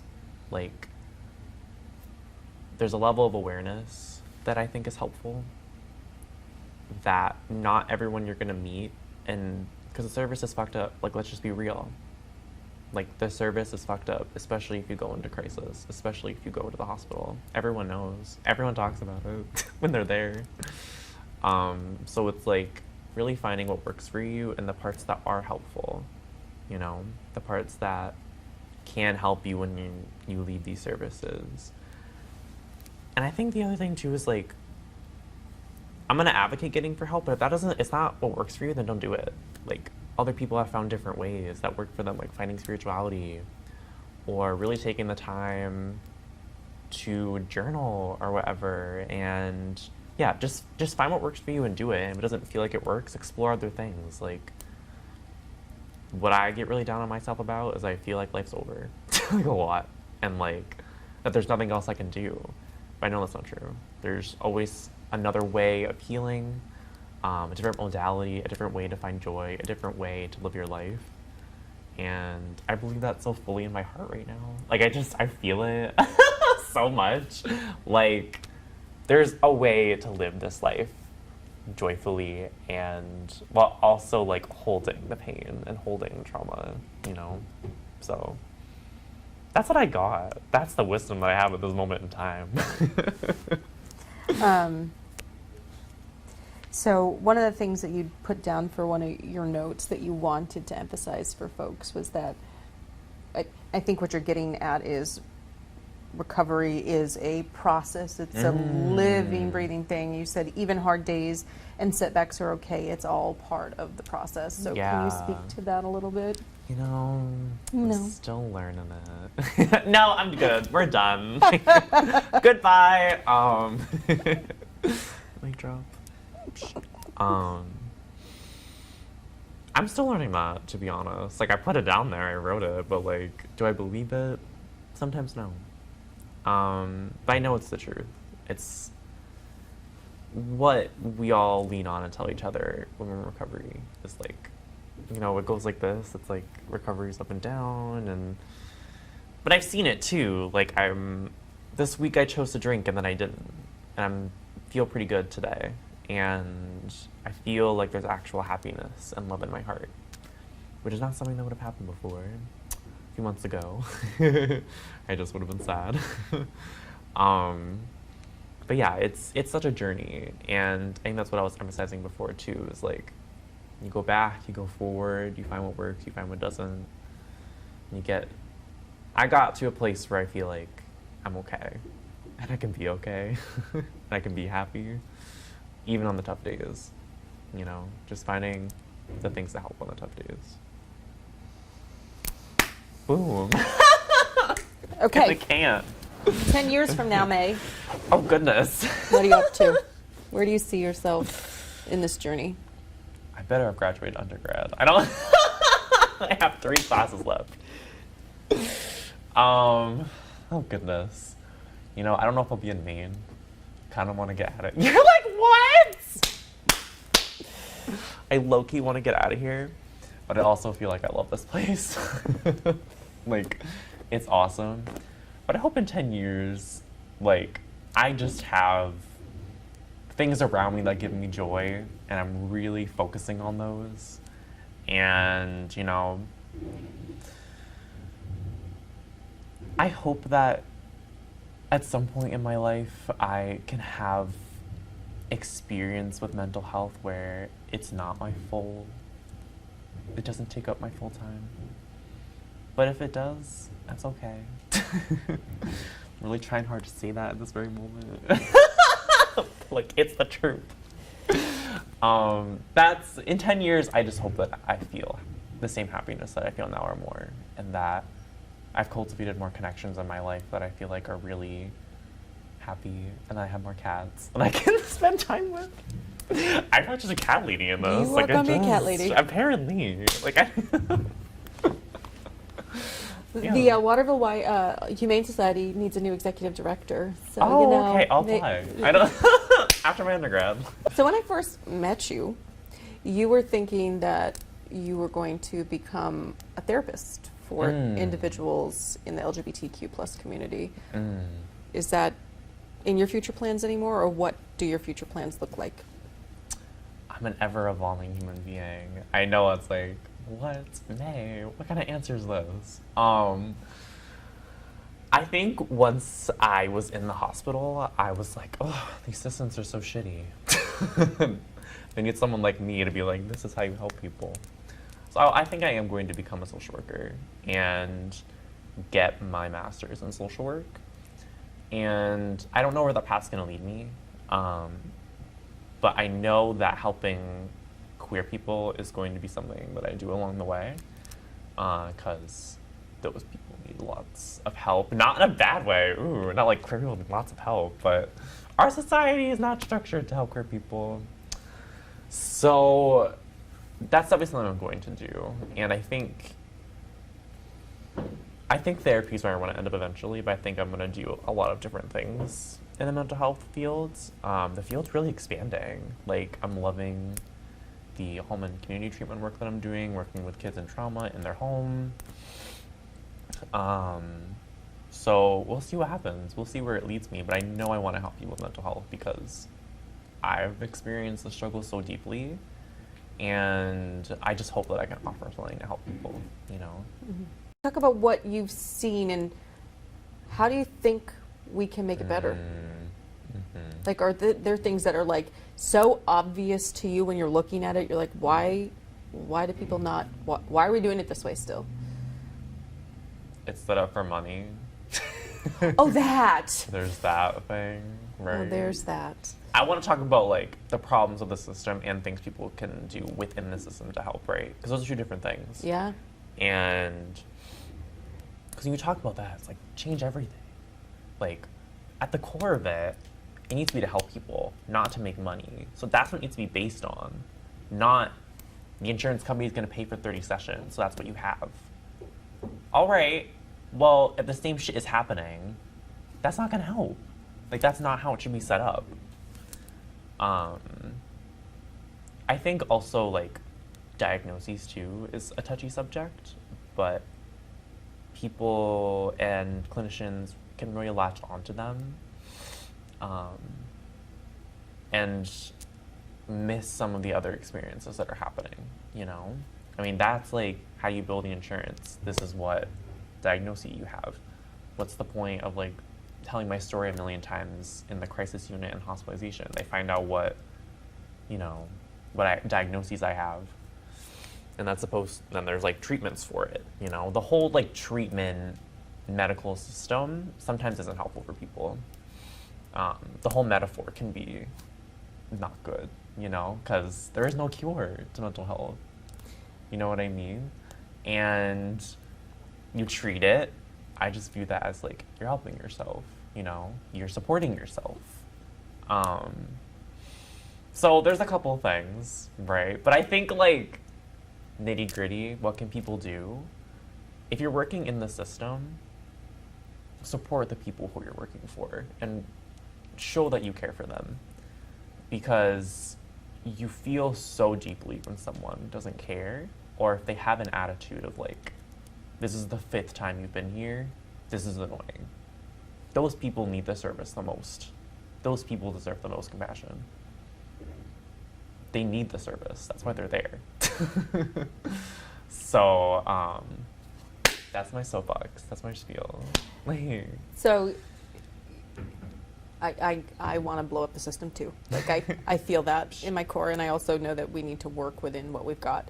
But I think your point about, you know, you have 30 sessions, because that's why I do the development side of my work, is so that we don't have to stop. But to have that conversation, like we've talked about this, if someone calls in crisis, like you have that initial connection, and then if we realize that, oh, you actually need an assessment from like, okay, I'm going to need your insurance information. Like, that is not a healing practice. That is like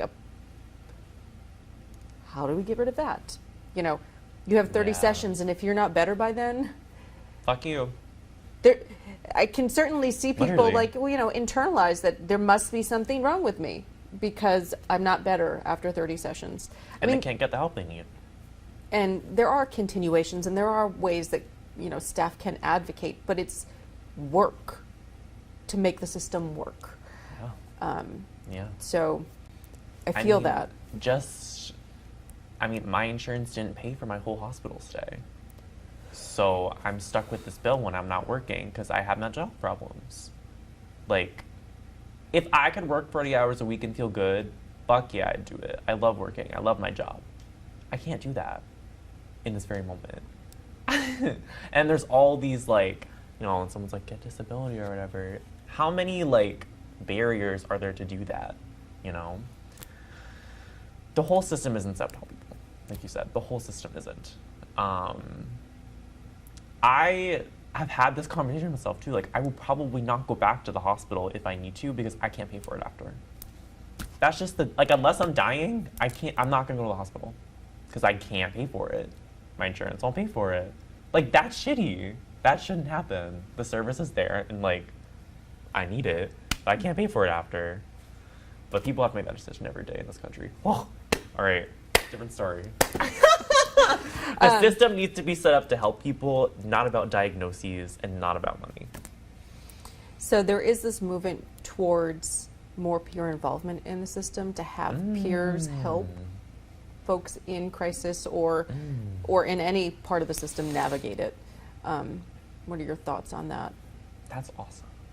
Like, something that really sticks out to me about research and my own experience is that connection is at the heart of all of this. You know, you go into flight or fight mode, and the connection with someone is what helps you ground yourself. You know, there's other tools you can do, right, to help ground yourself, but what I found for me is having that connection is so important. Having someone say, I see you, I feel you, I'm validating you, means the world of a difference, you know? We're relational human beings, and our nervous system co-regulates with each other. Our nervous systems are co-regulating right now. It's why when we laugh, we're like, woo, it's like explosive. Like, so I think that's a great idea. Like, and those relationships can last afterwards, and if they don't, then at least in that moment, like, there's a different perspective going on in that person's brain that they'll hear, and there's different co-regulation that happens. So I think that's great. I hope that happens. So you, in your journey so far, you have not had a peer that you've interacted with in the systems of care? Define peer. Well, I mean, somebody with lived experience who is there to say, I've done this, I've been here, and this is what you should expect, and, you know, no. I'm just trying to think. I would say no. Like, I don't think I've met people until I'm in them. Like, I'm at the hospital. I'm like, okay, you've been here 3 times. What's happening? Like, how do you do this? Or I've been in partial hospitalization, and people are like, yeah, I've been here before or whatever, but I'm definitely not going into it. But I think that would have been extremely helpful going into the psychiatric hospital, someone just explaining, like, what's going to happen, what can I expect, what is something I could do to help myself. It's kind of just like you're thrown in the dark and then you're there. So we've already said you have not shared your full story before. So what do you talk to your therapist about? Yeah, but Yeah. outside of therapy, you haven't done this, or you haven't done this? I think so.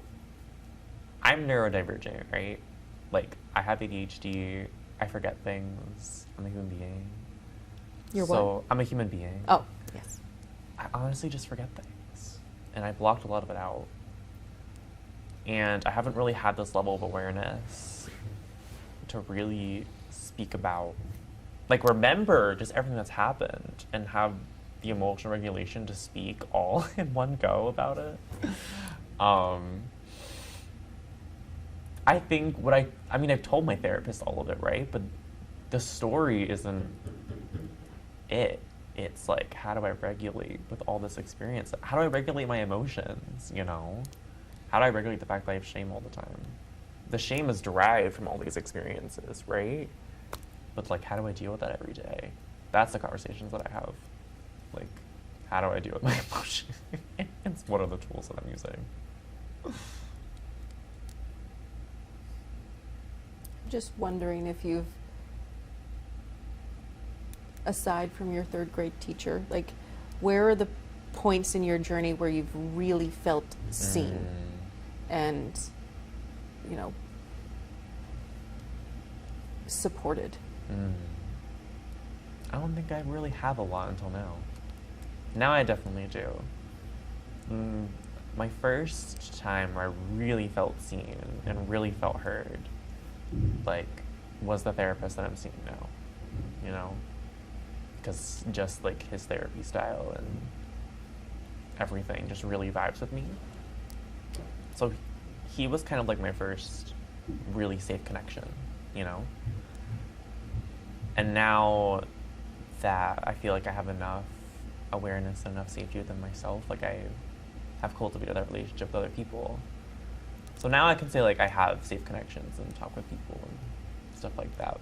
But that was the first time it felt like it happened, and romantic relationships too, but drama and that doesn't always last. So I was major, I don't know, like what is love? Like Now we're going. I know. We're completely different. So are there, I think it will be hard for people to really understand, and that's not your job to make them understand, sort of this shame that you're living with on the daily. But I think that we live in a society where it's going to get support for your mental health. There's so many narratives. It's super touchy-feely, and I'm not a super touchy-feely person, so why would I go do that? But what you've described is that it's very, let's action-oriented, and let's focus on how to, like, solve this problem right now and regulate emotions. And then it's also this, and it's also that. And it's, as you pointed out, it's about diagnoses. And I know we've already asked this question, but if somebody is, struggling with these hard things that you face, what would you say to them to make them or empower them to, like, choose themselves and, focus on them? Yeah. Well, I think the system is really evolving, and the mental health fields is still changing, you know? I mean, the DSM's fucked up. Let's just be real. Do some research if you don't know. I'm just saying. There's problems with it. It doesn't include CPTSD or developmental trauma, stuff like that. And I think that's a big part of this, right? Like, CPTSD is not something that I would have gotten, like, a word for if I didn't go to my current therapist, if I didn't really do that work with him, right? So it really just depends on where you go, and every single program that I've been a part of is a very different style, right? For me, going to partial hospitalization was very skills oriented, right? And that was what I needed, and like it was very helpful. They gave me like a whole like 100 packet page full of skills. I was like, damn, okay. Cool, like I got this shit in my pocket now. Like with engaging with these services, and this is really hard if you don't know and haven't engaged with them, but like finding the approaches that work, you know, finding the trauma-informed places, you know. And it's also really hard when people say they're trauma-informed, but they don't do the practices that help people with trauma, such as like looking in the eyes can be really hard for people who have activated nervous systems, like showing that acceptance, you know. I see you're not, or not even really acknowledging it, just be like knowing that this is a person that has trouble with that, so like it's fine, Right. like just accepting them and continuing on with the service. And it's also really hard when people they only have one service that they can have access to because of insurance or location or like whatever. That's why telehealth is like awesome right now. But you know, just trying to look for those services, you know, seeing if your insurance covers out-of-state things with telehealth now, if that's a possibility, like just looking into them. 'Cause every service is so different because it depends on the people. How important is it to you? Because one, it can be stigmatizing, and two, it can be empowering to know what might actually be going on with you. So can you talk to me about your diagnoses and... Yeah. This is the real tea. This is like, I'm so queer. This is the real tea. I think when it like when people talk about diagnoses and mental health, I think a very common question is like, doesn't everyone experience that? Doesn't everyone get sad? Doesn't everyone obsess about something every once in a while? You know what I mean? Like we all experience that as human beings in some capacity or another. But the labels describe the experience, and we get caught up in the label instead of the experience, you know? I'm sad and mad, so I'm depressed.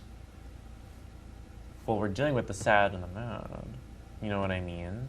So I think labels, you know, when I say I have CPTSD and borderline, what I'm really saying is I deal with the shame and the guilt and the very intense self-inner critic and like extreme emotional mood swings. That's just like a way for me to say it very fast. I experience these two things. So I think it's more helpful to say, you know, the label describes the experience. The label can be helpful. It's empowering. But it's not the whole thing, you know? It's like how you deal with that. How you deal with those experiences. That kind of gets lost, you know? I think also there really is an idea in this society that it's not valid unless you have a diagnosis from a medical professional or a therapist. Controversial, not advocating for diagnosing, but like people know their experience that they're going through. They feel it. They feel the madness, the sadness, the shame. So I think it's more helpful to figure out ways to deal with all of that, with working with the labels that we have right now. That's what I got. Thank you.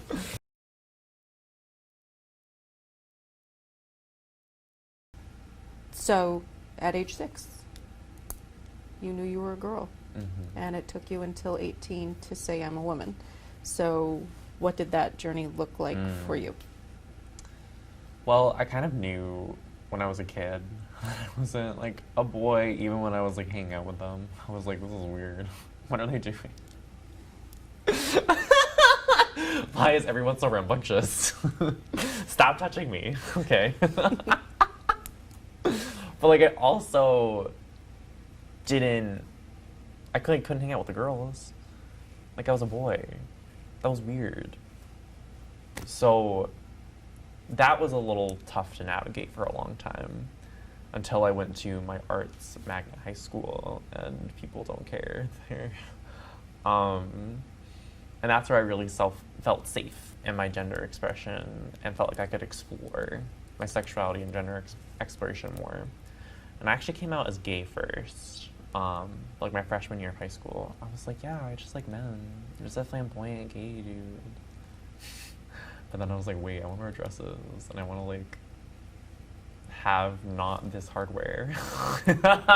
Did you dabble in drag at all? Did you ever go there and think that was enough? What? Thought about it. You thought about it, but not okay. I still kind of want to do it, but like maybe one day. As a king? No.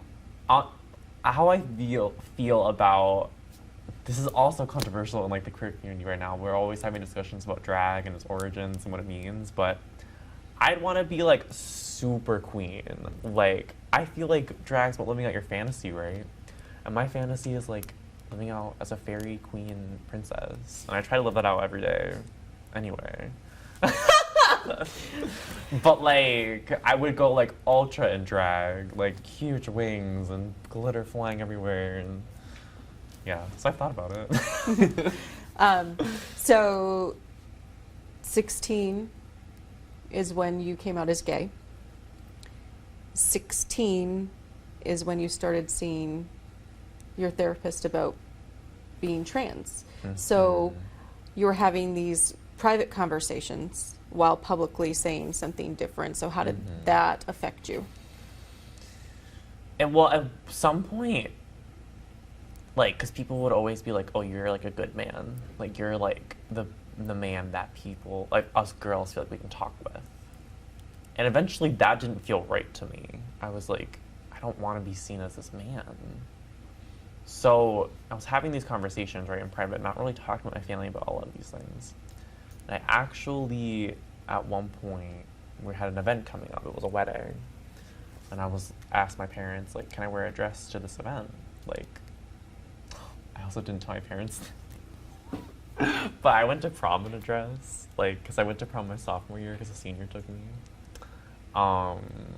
So that was like my first event ever that I wore a dress, and that was really exciting. But like really publicly, like everyone knowing, was this wedding. So I asked my parents, like, can I do those?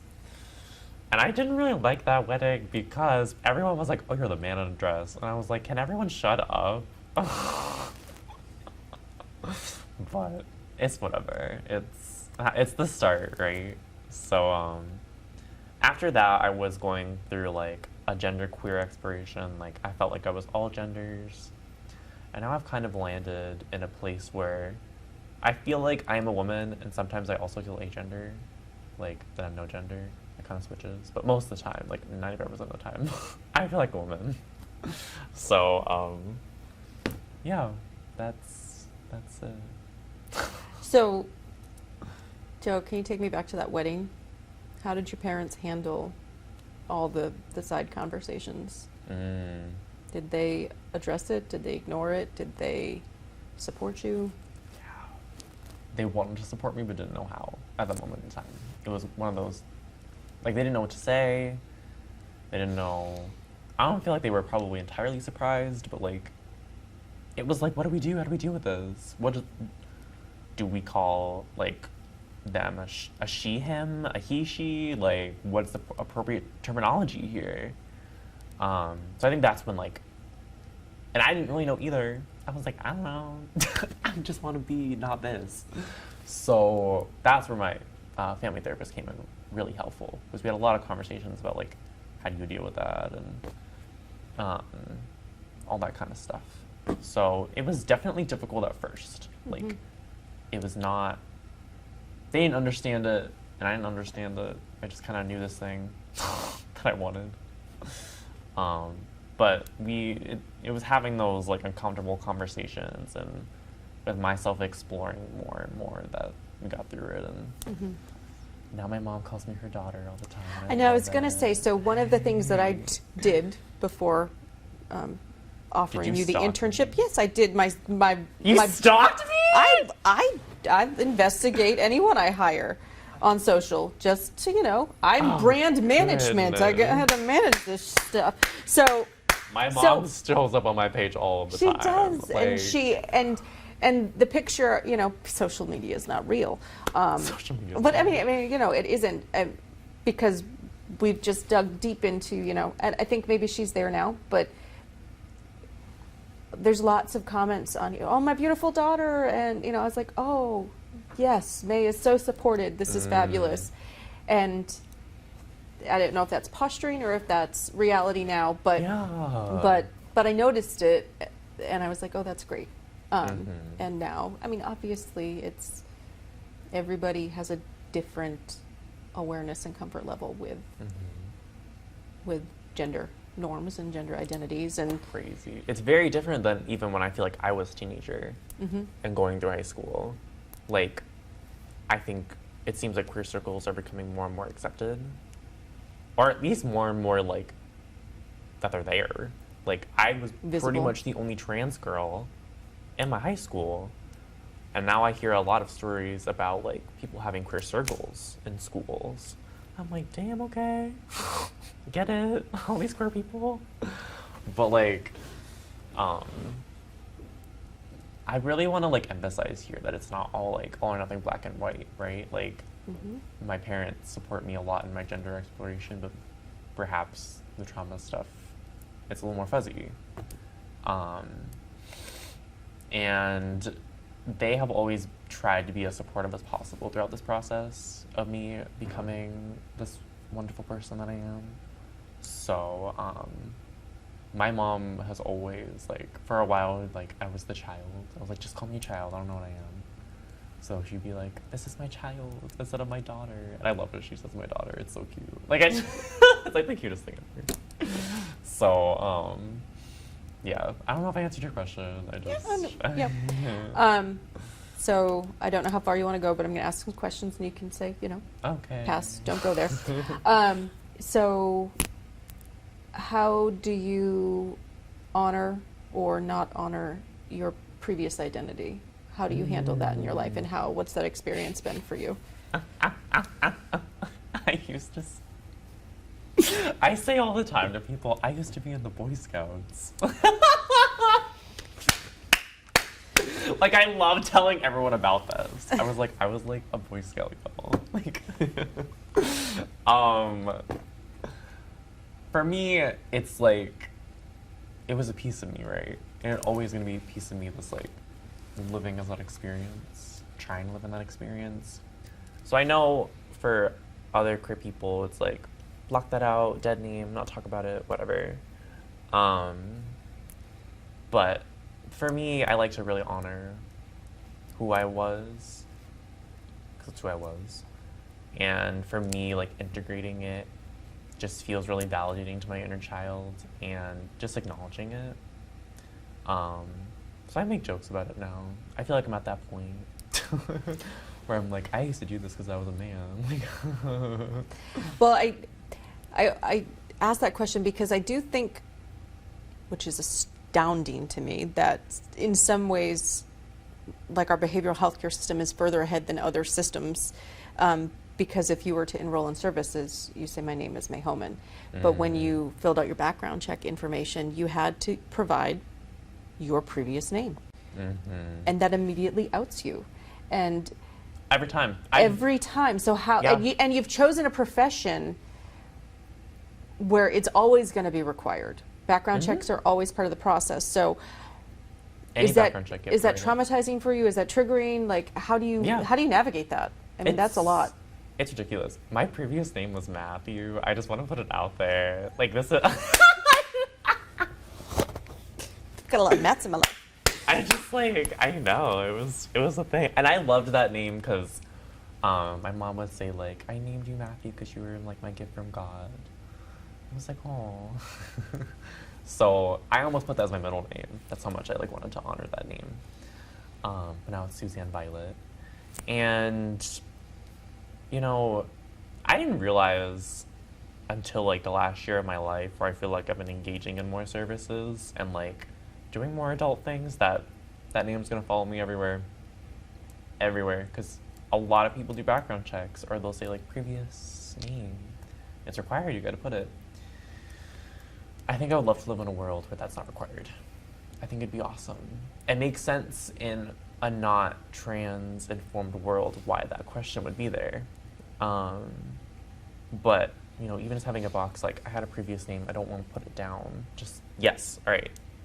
Next thing. Right. Like, or just, I don't know. It's dumb. It's dumb. Well, yeah. I've accepted that's a part of me. Like, I'm still male in my birth certificate. I haven't changed that yet. You know how long I've been this? So long. Like, so like. That's In like, your lifespan, you are young still, but yes. but like still, like, it's like a whole process to change it and it costs money. Mm-hmm. Like, Here's another barrier. yeah, it's another barrier. And you have to get all this information, which the whole process can be triggering because then you have to engage in services with your old name. My college still thinks I'm Matthew, and I'm like, I get letters from them all the time, and I'm like, who is this? So, for me, I've just really tried to accept that's a part of who I am. It's part of people. I know people probably still call me that in my hometown. Mm-hmm. It's a thing. It's a part of me. So is your mom taking you shopping for a dress? We've Have you done those so things? much shopping. We do all the mother-daughter things. She's the one that got me into nails, teeth, like. She dyes my hair, like.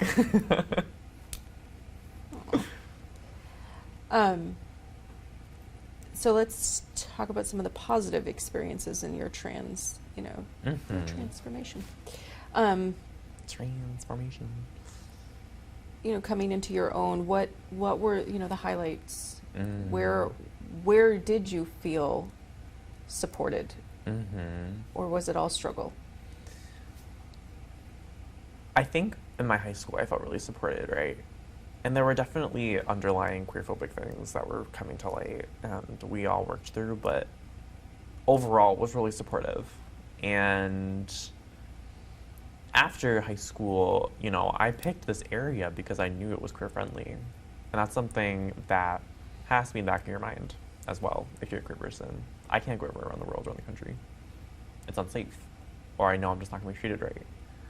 So for me, I picked USM because on the website, it's very queer friendly. I'm not gonna get too deep into USM, but they have a slogan, the university for all or whatever, and they have the rainbow floor for the dorms. So they are making efforts to accept and invite queer people into their spaces. So I think that's where the support comes from, is the community. It's the people who are accepting, finding those resources. Who are my allies in the administration or in the system, in this community? It's those people that I feel really supported from. This area that I live in now is very queer, and I love it. I feel like living my daily life and seeing people who are queer is just validating. Cool, this is the world. This is my life. If you walked into a space and everybody had their badge that had their pronouns on that, would that be how would that feel to you? Let's just really put it out there. The new world we're living in, are trying to create, especially as queer people, is one that accepts different gender identities. And, if we go into spaces and we say these are our pronouns, and a lot of mental health spaces, that's what you do. What's your name? What's your pronouns? Fun fact about you. Go to USM, that's what my classes do. What's your name? What's your pronouns? The reason we do it is because we're creating a world that's not always in the heteronormative culture of, girls wear dresses and people that wear dresses are girls and men look a certain way, you know? I love boys who wear dresses. Can I just like say it? Like they're so cute. Men who wear skirts, oh my god. But like they're men, they're not girls. That's how they identify. So I think, especially as we make that transition, which is gonna be a long time. It's gonna be a long time. It's just cool to say your pronouns. This is what I am. And if you mess up, you can just say, hey, these are my pronouns. You know? Like it doesn't have to be a huge deal. It's just a huge deal when it's not respected or people are resisting it, because it's just what is helpful for people who are queer and who aren't queer. Helpful for everyone. Can we actually get into gender expression a little bit? Well, we can, and I also want to talk about May Day. So May Day? Yeah, there must be a May Day. Like my name, May? Yeah. Can I tell you the story of how I came up with May? It's really funny. So, you know the game Pokemon, right? Say what?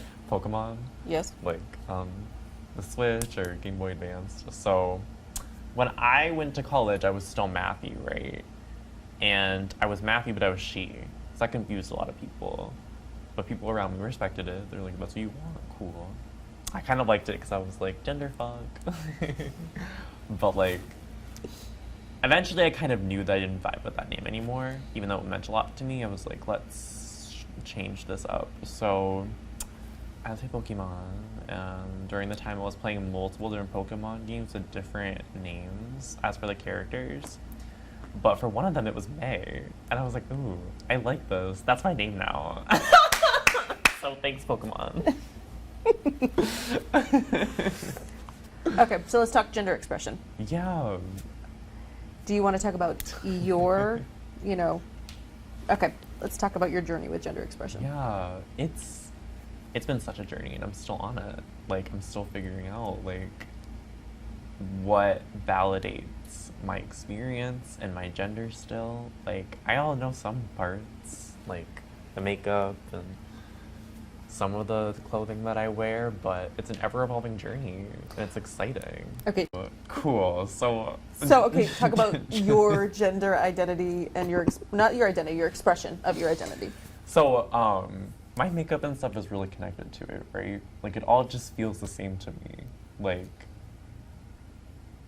how I started was like with the clothes. I wanted to figure out like how to be a binary female, because I knew I liked that. Like, I was like, how can I play this role? Like, I like it. I want to have the long hair, wavy, lipstick, nails. Like, I like it. And then after that, it was like, how can I get closer to what I feel like I want to express, like inside, you know? And I've had relationships and people who, do art on their face. And whenever I see people like change their body to be more colorful or to, I don't know, whenever they just change their body, it just inspires me, When I see people have like 1 million piercings on their face, I'm like, yeah, that like feels right to you, Like, that is what gets you closer to you, what feels like how you want to express yourself.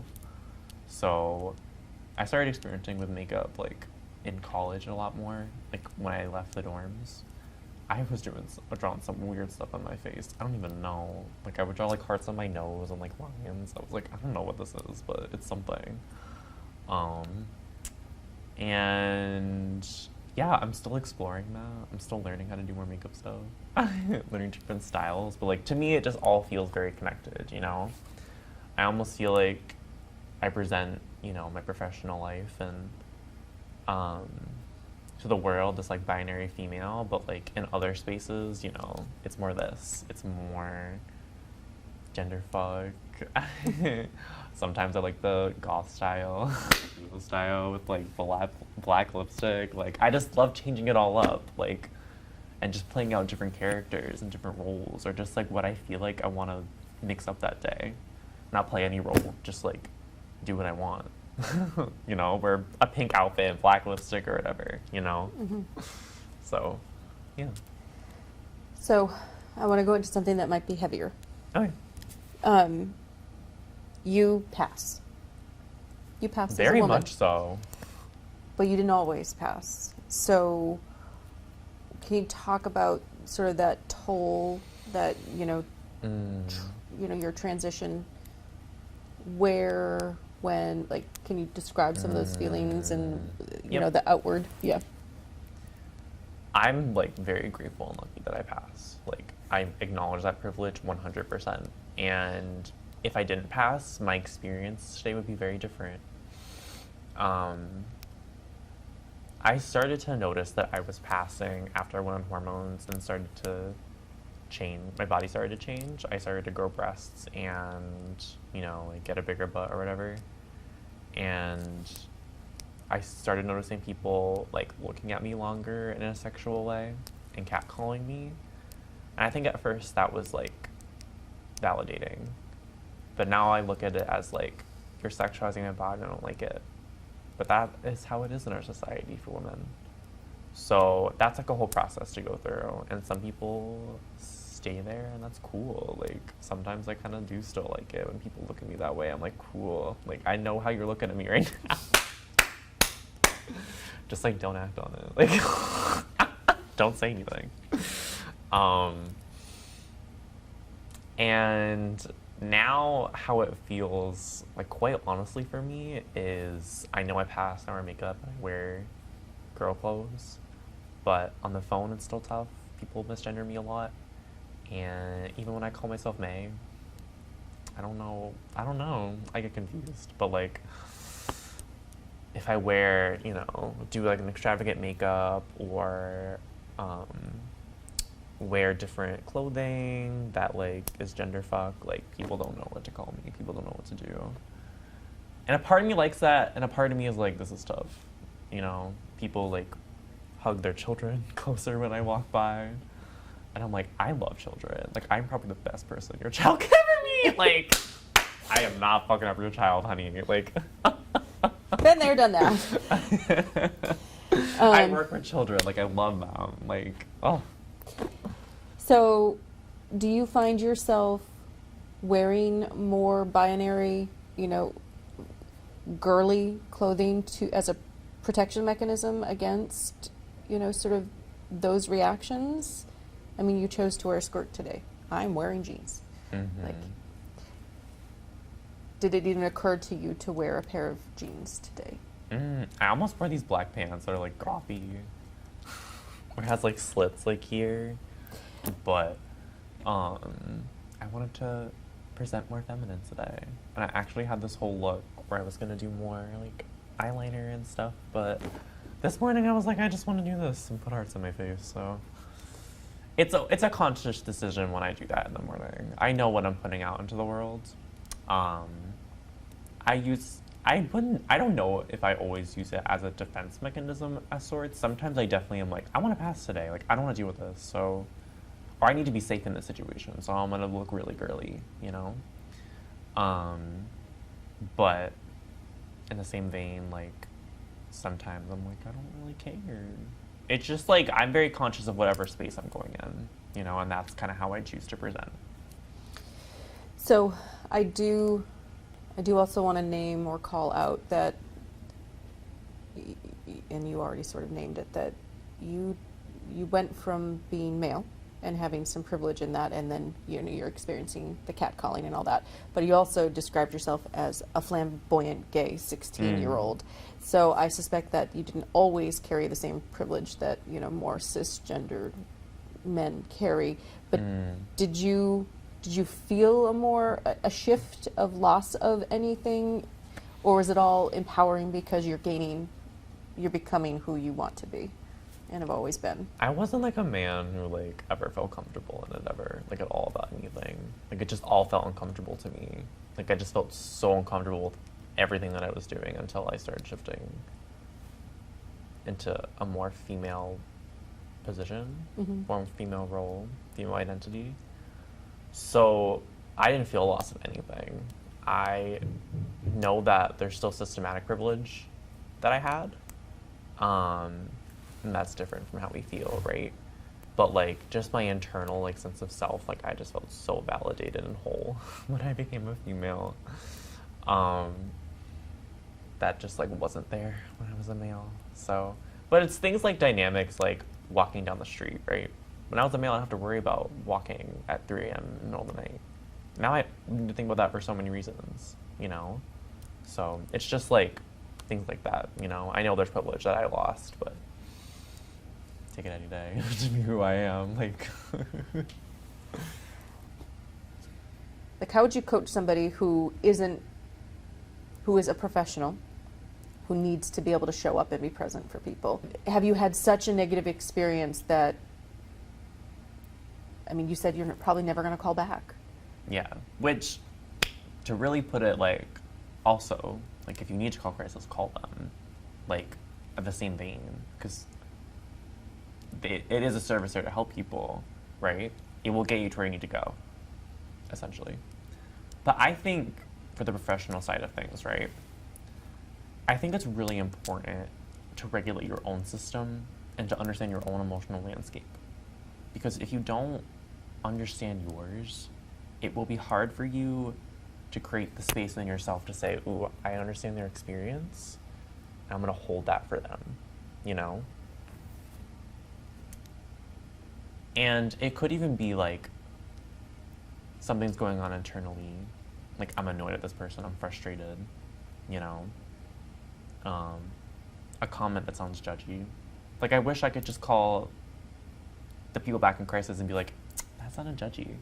But then, like, you know what I mean? They might counter back with that and be defensive. People who are in a crisis are going through these things, they have protective parts, right? They're trying to protect themselves. So they might lash out or be angry. I feel like what's worked for me a lot in these services is that, like, I'm kind of a person that people can talk to, you know? I make it quite easy for people. That's not the majority of people, especially who go through this. So I feel like I was all over the place in that, but like basically understand your own emotional landscape so you can help other people's, and understand your own emotions and like how what you're saying and how you're presenting is coming out to people because they feel it. And also like accept the person for wherever they're at and understand they're doing the best they can. Even if they're like calling you out and saying they hate you and like trash talking you, that's what they need to do at that moment. And they probably would not mean that if those parts weren't leading them. Right. Read them at a different point in their life and they probably would apologize and would say thank you that you were there to help them through that. And that's where that validation is so important. Do you know what I mean? Like that emotional conversation is kind of the whole point of these services, in my opinion. Not everyone needs them, but they're essential to the job at some points. And you can never validate too much. Oh my goodness, you can never validate too much. That would be my response, you know? It's more than just where you need to go. Someone along that point needs to be a person that can validate and help you through that experience. Mm-hmm. And I can name one person when I went through that whole thing that really helped me. It was some random nurse, like I don't even know, like I was so out of it, but like she explained to me like how, like what's gonna happen to me and like, you know, really heard my story and validated it. That's the people that we need. That's the people that really make a difference in those moments, you know? I think something that I didn't say too earlier was when I went through my crisis the first time, right? My freshman year in college. What was really telling to me was that was the first time I told parts of my story to someone, right? Where I just like named trauma events that I went through. And she looked at me and she was like, you know, you've been through a lot and I really want to recognize that right now. And it was like so validating to me. I was like, I needed to hear that. Like I immediately felt better. It's like, thank you for just like seeing that in this moment. That like I try really hard, you know? Yeah. Try to be that person. Try to be that person. How does your story continue? It's ever evolving. You know, like everything that I've said in this interview, they're just the truths that I hold in this very moment. And tomorrow, I could learn something totally new and changes my perspective totally, like 100%, you know? I just try to learn and be the person that I can wake up to every morning and love and laugh with. And, you know, I'm still continuing to process and heal. Okay. So you're going to take care of yourself Yeah. and keep working it. Well, thank you so much for giving me the space to do this. This is like Yes. been really awesome. Thank you for sharing. I really hope my story can help someone in some way. I know it will. It's already helped me. Oh, cool. I'm glad. Like, I mean that sincerely. hey friends, thank you for watching Suffering with Joy. I hope the story helped you in some way, as I know it was healing for me to share it with you. Thank you so much for sharing this space with me and allowing me to tell my story. Thank you so, so, so much. If you want to follow me on Instagram for all my art adventures, follow me at The Mayflower on Instagram. That is THEE Mayflower, since THE was taken. See you soon.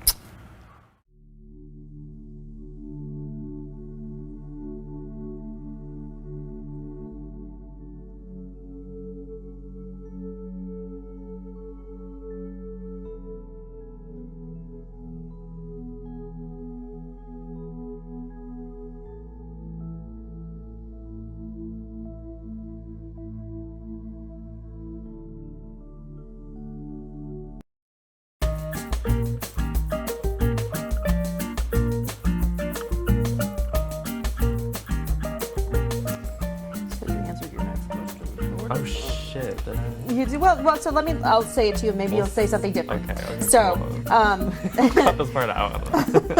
has mental health taught you anything, or has it offered you something it wouldn't? Hold on. Has mental? We can skip it. I can tell you right now. We can just skip it. Okay. Okay. Okay. So how does your story continue? When does it end? We're not saying it that way. That's an awful. Why don't you like, write it like that? okay. Jesus, you wrote that.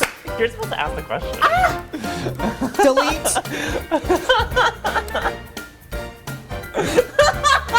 May. This is why you read things out loud first. Oh. You told me it was perfect. All right. No, I told you your scripts were perfect. Okay. Shit. All right. All right.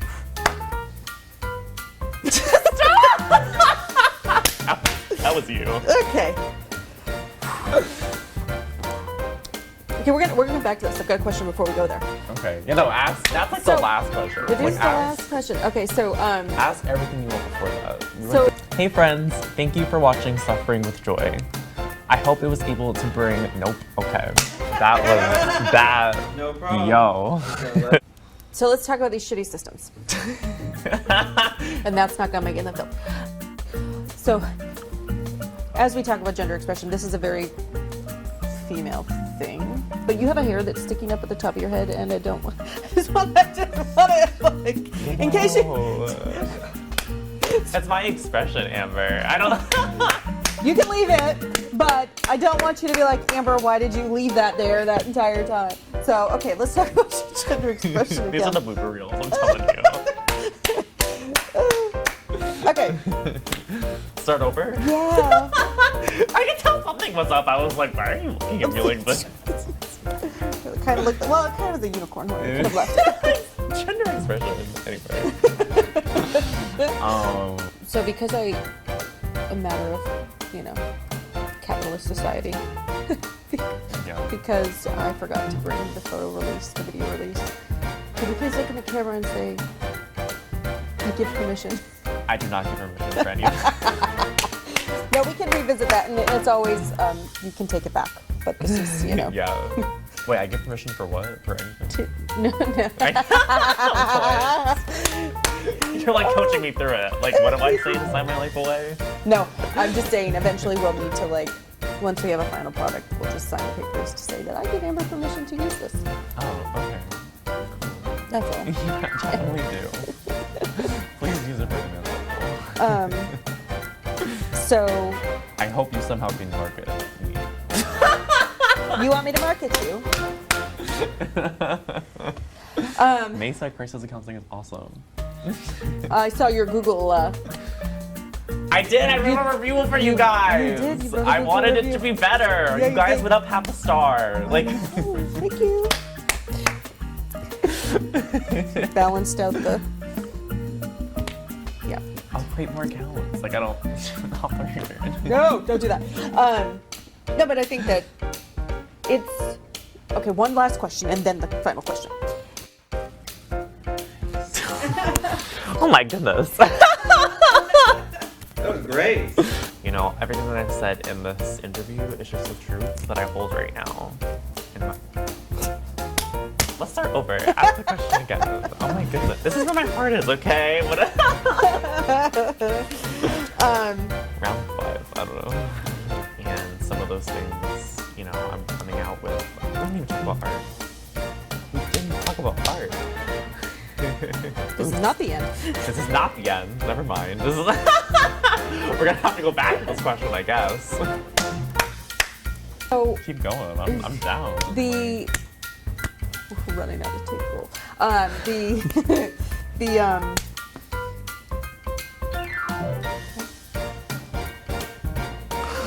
Can I do the mic drop then?